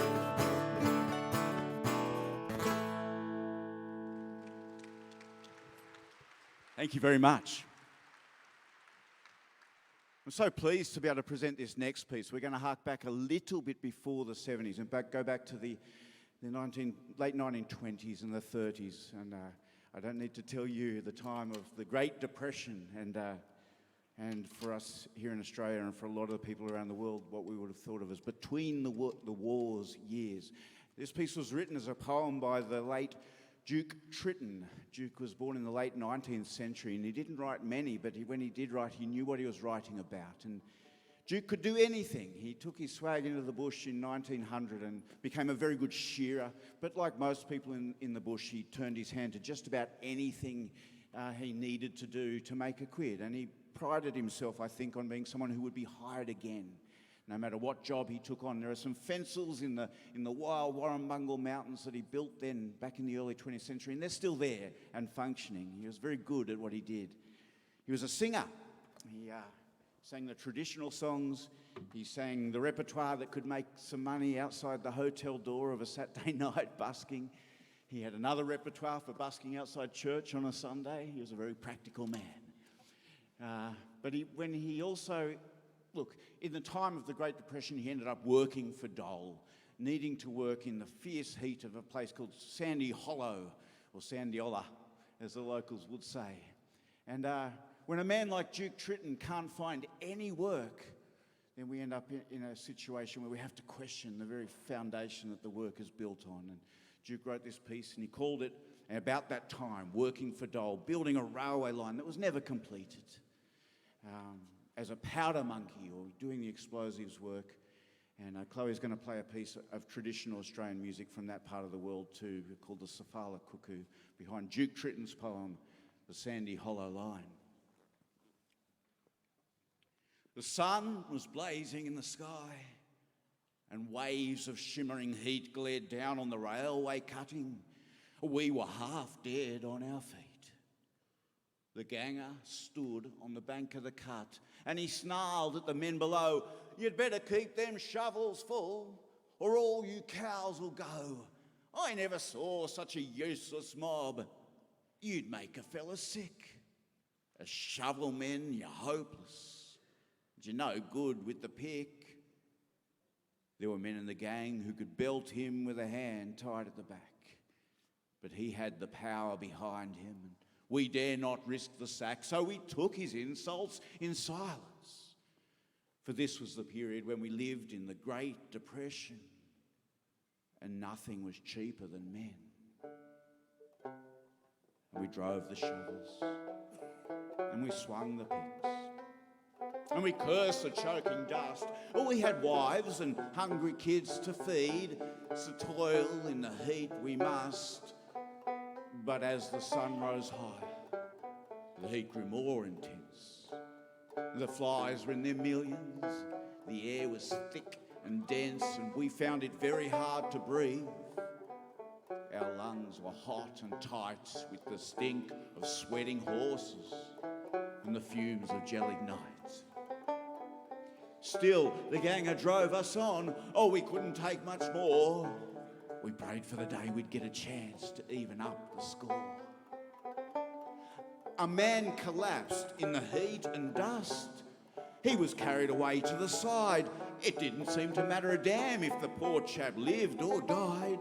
He's only a loafer, the ganger said. A lazy, useless cow. I was going to sack him anyway. He saved me the trouble now. Well, he had no thoughts for the hungry kids. No thought for a woman's tears as she struggled and fought to feed her brood all down the weary years. But one of the government horses fell and died there in the dray. Well, they hitched 2 horses to him and they dragged the corpse away, and the ganger was a worried man. And he said with a heavy sigh, "Oh, I think it is a terrible thing to see a good horse die. You chaps, get back now to your work. Don't stand loafing there. Get in and trim the batter down. I'll get the engineer." The engineer came and he looked around and he said, as he scratched his head, "Oh, no horse could work in this dreadful heat, or else all of them will be dead. Oh, they're much too valuable to lose. They cost us quite a lot. I think it is a wicked shame to work them while it's hot. Oh, we'll take them to the creek, spell them in the shade. You men must all knock off at once, 'cause you won't be paid." And so we plodded to our camps, and it seemed to our weary brains that we were no better than convicts, though we didn't wear the chains. For in those drear depression days, we were unwanted men. But we knew that when a war broke out, we'd all be heroes then, and we'd be handed a rifle and forced to fight for the swine who tortured us and starved us on the sandy hollow line.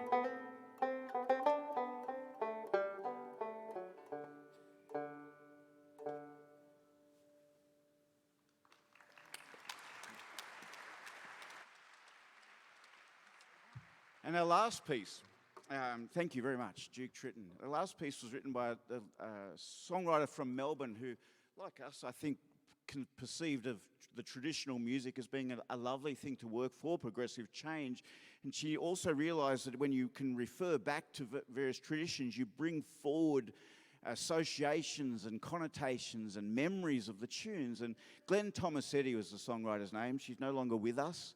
But she wrote this in 1969 at the time of the folk boom, or as some people call it, the folk scare.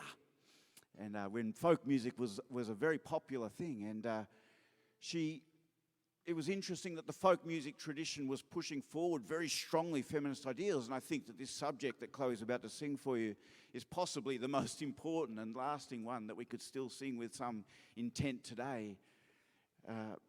Glenn referred to this song as a strongly feminist song, but she used a tradition that in Australia would have been far better known as a tune for a song called Flash Jack from Gundagai.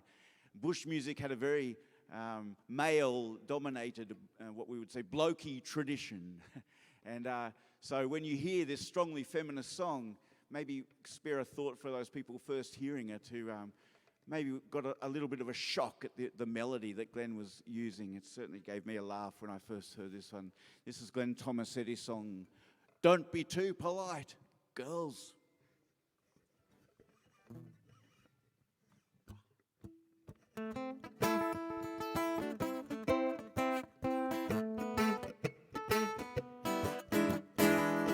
Don't be too polite, girls, don't be too polite. Show a little fight, girls, show a little fight. Don't be fearful of offending in case you get the sack. Just recognize your value and you won't look back. We're really on the way, girls, we're really on the way. Hooray for equal pay, girls, hooray for equal pay. The they're going to give it to most of us in spite of all their fears. But did they really need to make us wait those years? I sew shirts and trousers in the clothing trade. Since men don't do the job, I can't ask to be better paid.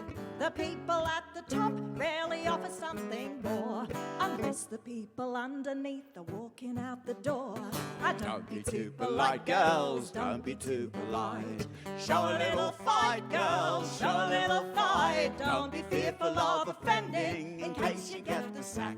Just recognise your value and you won't look back. They say a man needs more to feed his children and his wife. Well, what are the needs of a woman who works a double working life? When the whistle blows for knock-off, it's not her time for fun.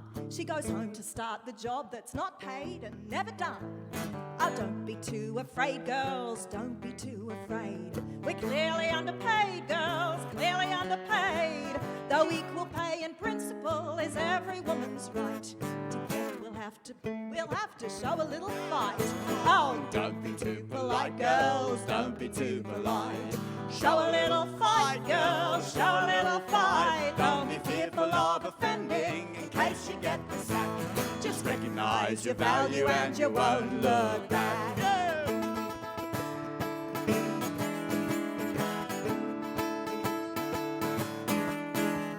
we can't afford to pay you, say the masters in their right. Well, women says just cut your coat according to the cloth. If the economy won't stand it, well, here's your answer, boys. Cut out the wild extravagance on the new war toys. Sing! All among the bull, girls, all among the bull. Keep your hearts full, girls, keep your hearts full. What good is a man as a doormat or following down at heel? It's not their balls we're after, it's a fair, square deal. Hey!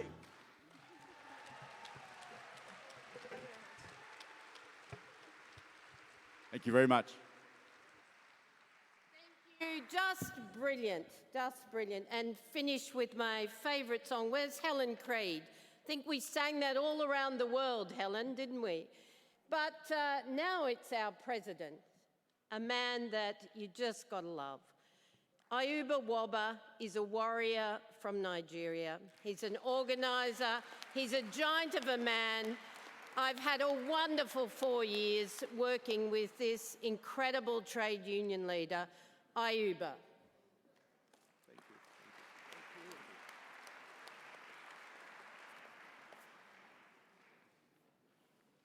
Viva workers of the world, viva. Viva workers of the world, viva. Senator Pat, I thank you and we are happy that you spoke to us today. Greetings. I acknowledge the Kulin Nation and the Wurundjeri people, traditional owners of the land of which we are meeting today. I also recognize their elders, past, present, and emerging. I welcome the delegation of workers' representative organization and affiliates of TUC, ITUC from all over the world, distinguished guests, our friends in the civil society, the media, and other special invitees to this epochal 5th World Congress. Let me especially also value the presence of Brother Gilbert Humbo, DG of the ILO, and Brother Guy Ryder, the Under Secretary of the UN on Policy Matters. We really value your presence. We thank the government of Australia and the state of Victoria for hosting us in this historic city of Melbourne, which bears an enviable badge of nearly 2 centuries of trade unionism. Between 1830, when the Shipwright Union was formed, and 1927, when the Australian Council of Trade Union was formed, the city of Melbourne was an epic center of trade unionism in Australia. Indeed, it was here that workers won the first 8 hours work per day, back in 1856. I salute the thoughtfulness of the ITUC leadership, especially the Secretariat, under the leadership of Sharon Barron, a daughter of Australia, an internationalist who has devoted most of her life to the service of the world working people, for bringing this biggest rendezvous of the global working class community to this place. While we relish the safe and peaceful city of Melbourne, we remember that there are many cities in the world where safety and peace are luxury items. The cities in Ukraine, which are being savagely attacked by Russia, occasioning deaths of thousands, destruction of civilian infrastructure, and displacement of more than 6.2 million people and workers. We call for end to this brutal war against the people and workers of Ukraine. We condemn the overt and covert threat to deploy nuclear weapons. We also demand that the UN Charter on territorial integrity and sovereignty must be respected. Peace must come to Ukraine, and it must come with justice.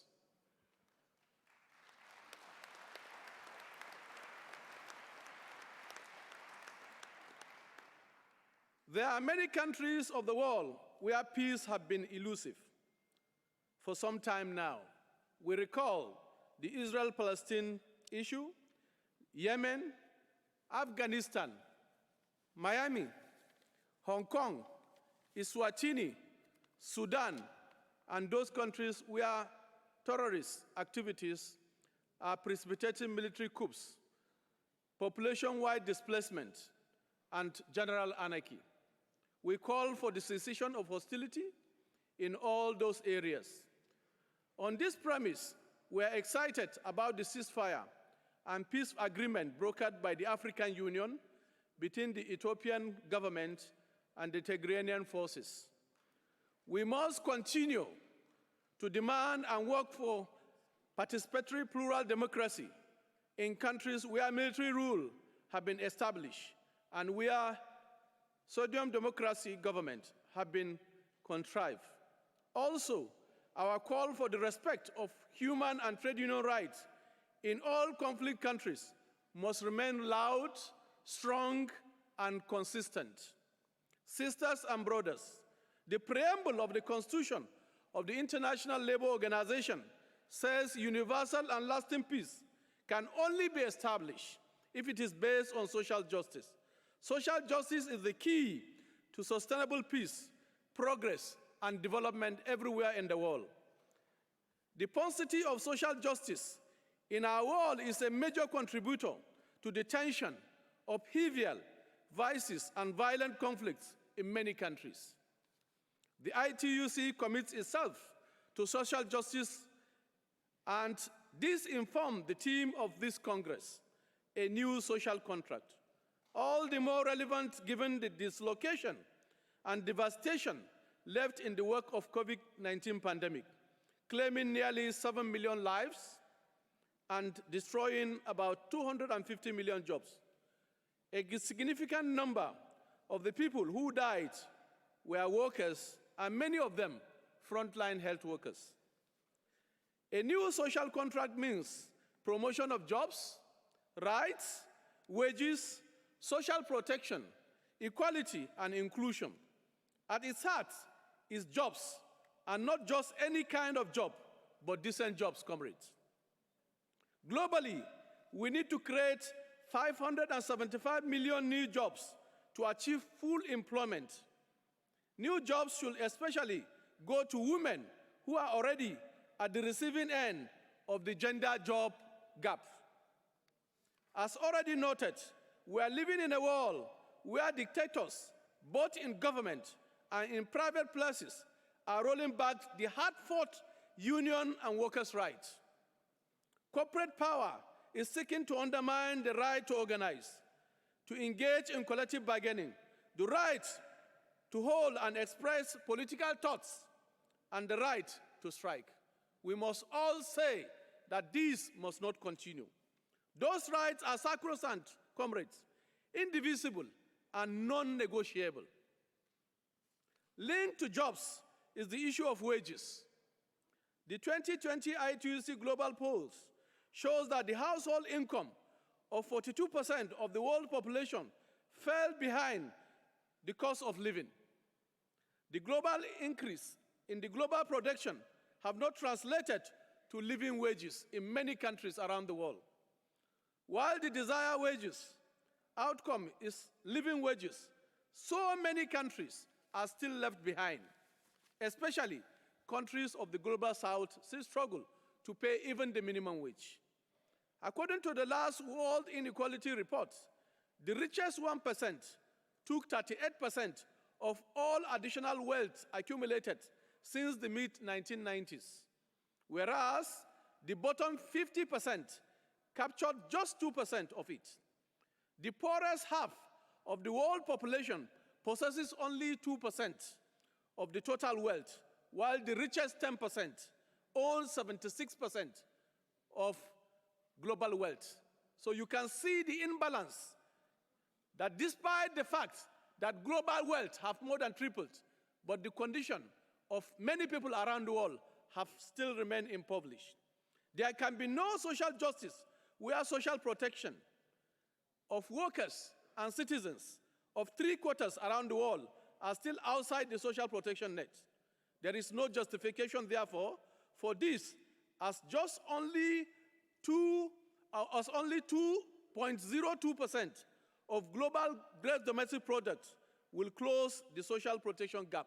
Not even 1%, but 0.25% is what is required from the global GDP actually to close this gap. And therefore, this is why we are demanding for a new social contract. For the future of work that we are building to be sustainable, we must pay attention to equality and inclusion. Care workers must be paid for, and we must promote equal pay for work of equal value. We must commit to freeing workers from sexual harassment and violence. Sisters and brothers, we are battling a climate emergency with extreme weather conditions. The surging heat, which rose to unprecedented level this year, the flooding of whole region in Pakistan, Nigeria, Europe, Australia, and many other parts of the world in recent speak volume to the challenge of climate change.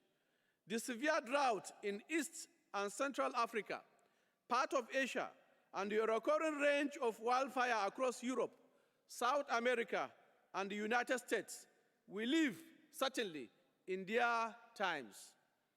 Despite those existential threats, corporate greed continues to stand in the way of actualization of global commitment to reduce greenhouse gas emission. Fossil capital must be stopped in its track. Just transition, which is the response of workers all over the world to the threat posed by climate change, is gaining traction in many countries and globally. The processes that are in the heart of this green economy must respect international labor standards. A case in hand is the use of child labor in the Democratic Republic of Congo to mine cobalt, which is one of the key raw materials used in the manufacturing of lithium batteries.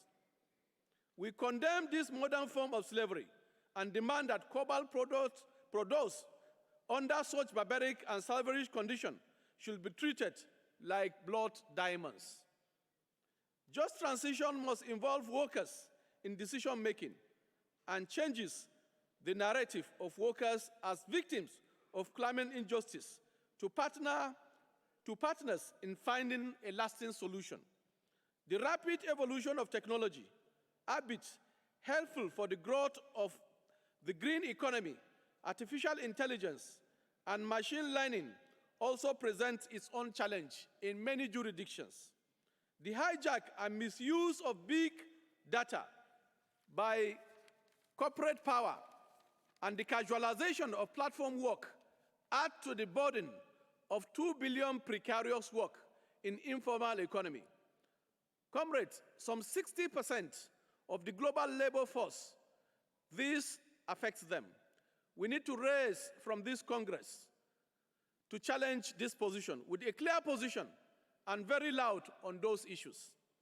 Sisters and brothers, as the curtain draws on our stewardship at the ITUC, I relish the opportunity of working with some of the brightest minds available on this planet.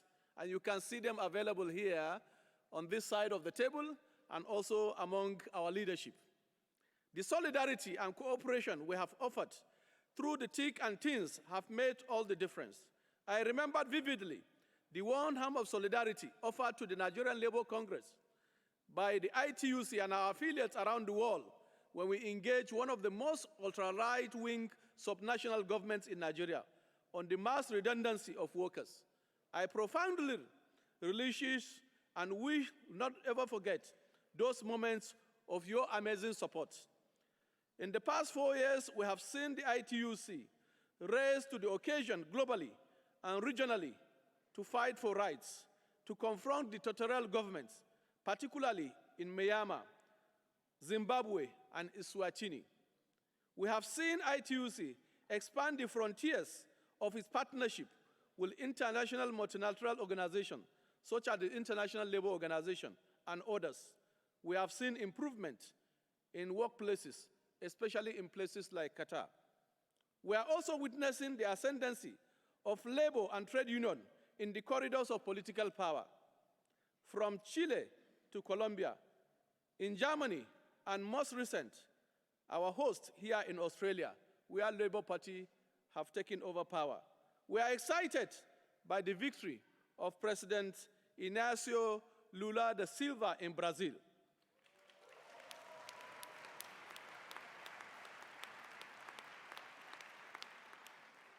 We are confident that progressive forces nationally, with the support from their external allies, such as the International Trade Union Confederation, shall continue to successfully push back right-wing and extremist rule and enthrone progressive and democratic governments.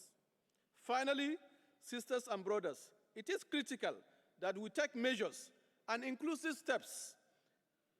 Inclusive also means increasing the mainstreaming of women in leadership positions in our organization to revamp working class unity and cohesion at the sectorial, national, and international level of our activities as workers' representative. We have a packed agenda to get through this week. We look forward to your contribution and the contribution of affiliates in the plenary debates on our draft Congress statement and full engagement in all other opportunities to speak and listen. At a time where the world is increasingly divided, comrades, it is crucial that we, the International Trade Union Movement, move ahead with solidarity and unity. The vital need for a new social contract is clear. All nations and all people must be included and must be involved in a just future. This must be the foundation that the world leaves behind, the contour of colonialism, and provide social protection and economic justice and development for all. I cannot end this address without making a special appeal for our mother continent, Africa, to actualize the Sustainable Development Goals. At the current pace, Africa is likely to meet only 9 out of the 169 SDG goals. The continent is only on track for 13 indicators out of the 244. Nearly 40% of all Africans are still living in extreme poverty, and sub-Saharan Africa now accounts for 2/3 of all global extreme poverty. We need a greater inclusion of unions in developmental process through stronger social dialogue practices and institutions, ensuring workers can contribute to shape policies to fight poverty and inequality. Inclusive development must be backed by investment and by changing the rules that dominate the international financial institution to enable countries to achieve equitable and sustainable development. We demand strong solidarity from the ITUC family to assist Africa to achieve the SDGs. It has been a pleasure and privilege to serve as ITUC president for the past 4 years. There have been many achievements, but there are many also challenges that came our way. Sisters and brothers, our mantra of workers united can never be defeated remains true and must be kept alive always. We must commit to building our unity through constant and timely introspective and openness to the robust and frank engagement in addressing concern that may fracture and erode our unity. Once again, I thank all our affiliates, members, our global secretariat, under the leadership of Sister Sharon Barron, our social partners, civil society organizations, and the media for making our burden these past 4 years a bit lighter. We implore all to extend the same hand of fellowship and cooperation to our successors in office. Viva ITUC, viva International Working Class Solidarity, and viva all workers of the world. I thank you immensely.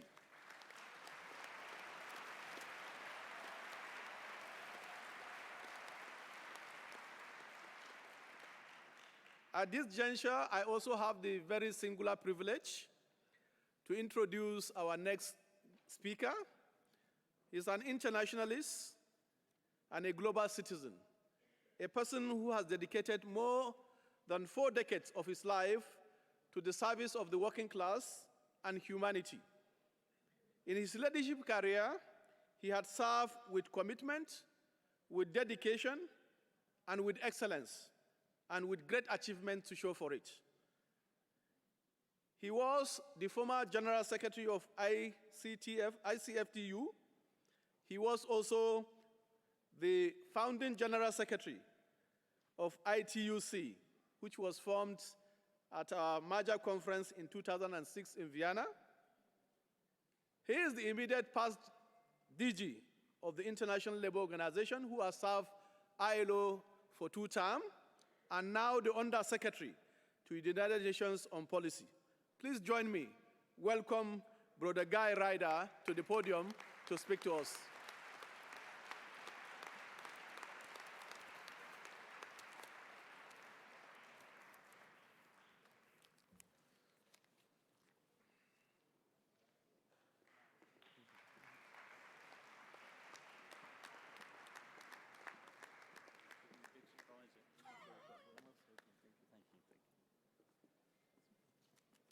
Well, good afternoon to everybody, President, Secretary General, delegates and observers. Well, thank you.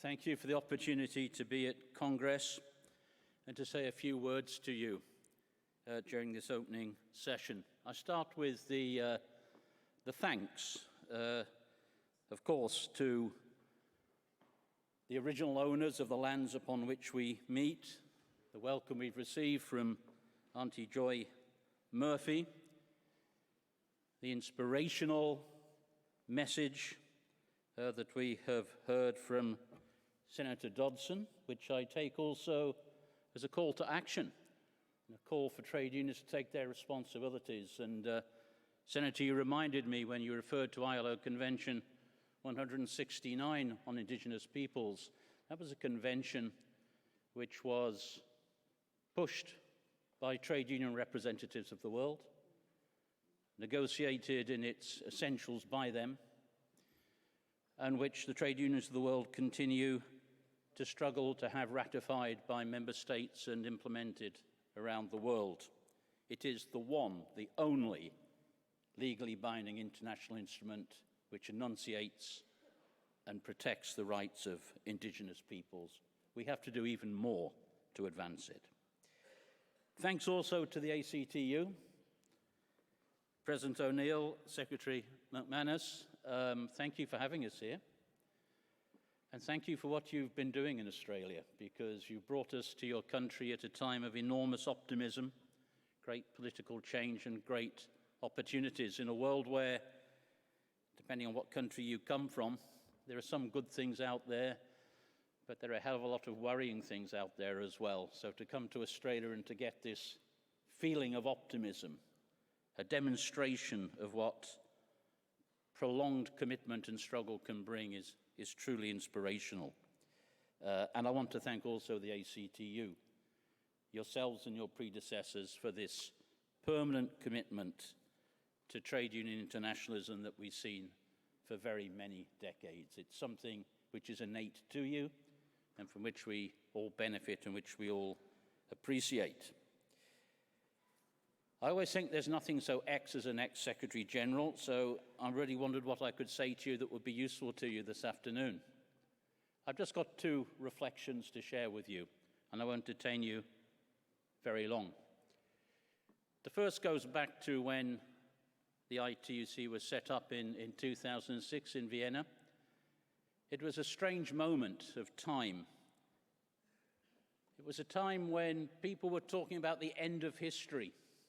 With the fading away of the divisions of the Cold War, there was a thesis out there, and it was put forward seriously, that with the fading away of those divisions, the world had reached an equilibrium, a sort of a soft, liberal consensus, which meant history would stop, the world would get quite boring, but it would prosper and be safe, and not a hell of a lot would happen, and trade unions wouldn't have to do a lot. It was one of the worst predictions that any of us can ever have seen about the future of the world, because far from stopping, history seemed to accelerate about the time that the ITUC was founded, and not in good ways. It wasn't an acceleration of the social justice that we all are working for. It was an acceleration of shocks that did us damage. We had the 2008 financial meltdown, and we struggled under the consequences of that for more than a decade. Later, we had the pandemic, the extraordinary experience of COVID, which struck our countries in such extraordinary ways. And now we have, flowing from renewed conflict in my own region, a rippling out effect of crises, a triple crisis. Crisis of fuel, of energy, crisis of food, massive food insecurity in the world, a crisis of finance, and a cost of living crisis, which is hitting the living standards of already hard-pressed working people everywhere. Now, what do I want to convey to you by this short history lesson? It is that the ITUC's challenges are extraordinary. Just think what has happened over the last 16 years, none of which we could have predicted when we set up the ITUC in 2006. Think of all of those extraordinary events and think what the next 16 years might hold in store for us. None of us know, none of us can predict it, but we can all be absolutely sure that the role of trade union internationalism, the role of the ITUC will be critical in addressing those challenges and making sure that the world goes forward in peace and justice and safety rather than reverts to things would be much more ugly and much more dangerous. And that brings me to my second and the only other point I want to make to you. Colleagues, when we set up the ITUC in 2006, we made a choice, deliberate choice of unity of all of the independent and democratic forces of global trade unionism. It was a choice. Let's not forget that that type of global unity was never the default position of international trade unionism throughout its history. So we put a bet on unity in Vienna in 2006, and all of us, I think, can judge today whether that was the right choice. In my view, there's no argument. Of course it was the right choice. There are very many good reasons for this unity at the international level. There are some arguments against it. They're all bad arguments. But that doesn't dispense us, and the President just made the point. Unity is not the default position, never was. Unity needs to be worked for. It took a lot of work to create the ITUC, and unity needs to be looked after. It needs to be preserved. And that's why I am convinced that this Congress will be a moment of great unity in the ranks of the ITUC, that the ITUC will go forward from Melbourne even stronger than it has been over recent years. And as I pay tribute, particularly, of course, to Sharon, there'll be other moments to do that during this Congress, the extraordinary work that she's done over the last decade and more. the outgoing president, Brother Wabba, as well. As I pay tribute to them, I want to also wish all the best to the incoming leadership that you will elect, and to all of you as you carry forward your struggles in your own countries and internationally together in the ranks of the ITUC. Thank you very much.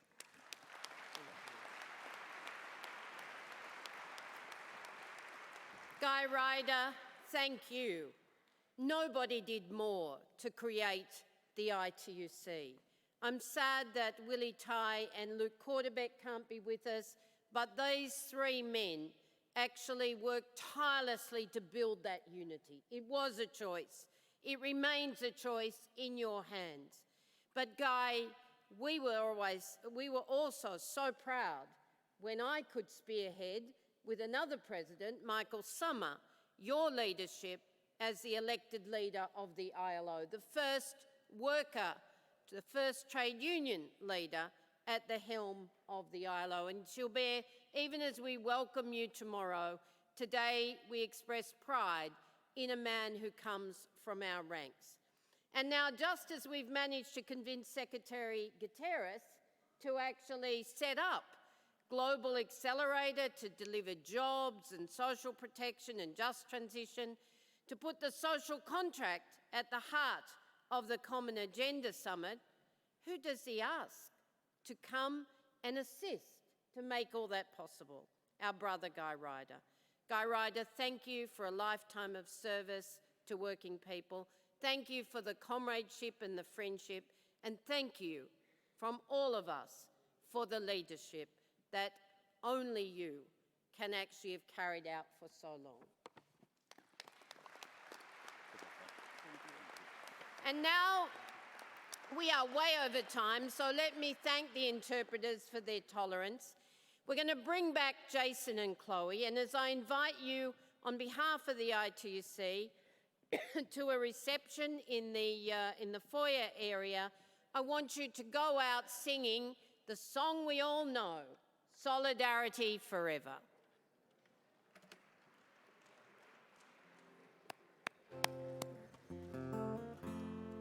When the union's inspiration through the workers' blood shall run, there can be no power greater anywhere beneath the sun. Yet what force on earth is weaker than the feeble strength of one? But the union makes us strong. Solidarity forever. Solidarity forever. Solidarity forever. For the union makes us strong. Is there aught we hold in common with the greedy parasite who would lash us into serfdom and would crush us with his might? Is there anything left to us but to organize and fight? For the union makes us strong. Solidarity forever. Solidarity forever. Solidarity forever. For the union makes us strong. They have taken untold millions that they never toiled to earn, but without our brains and muscle, not a single wheel can turn. We will break their haughty power, gain our freedom when we learn that the union makes us strong. Solidarity forever. Solidarity forever. Solidarity forever. For the union makes us strong. In our hands we hold the power greater than their hoarded gold, greater than the power of armies magnified 1,000-fold. We can bring to birth a new world from the ashes of the old, for the union makes us strong. Solidarity forever. Solidarity forever. Solidarity forever. For the union makes us strong.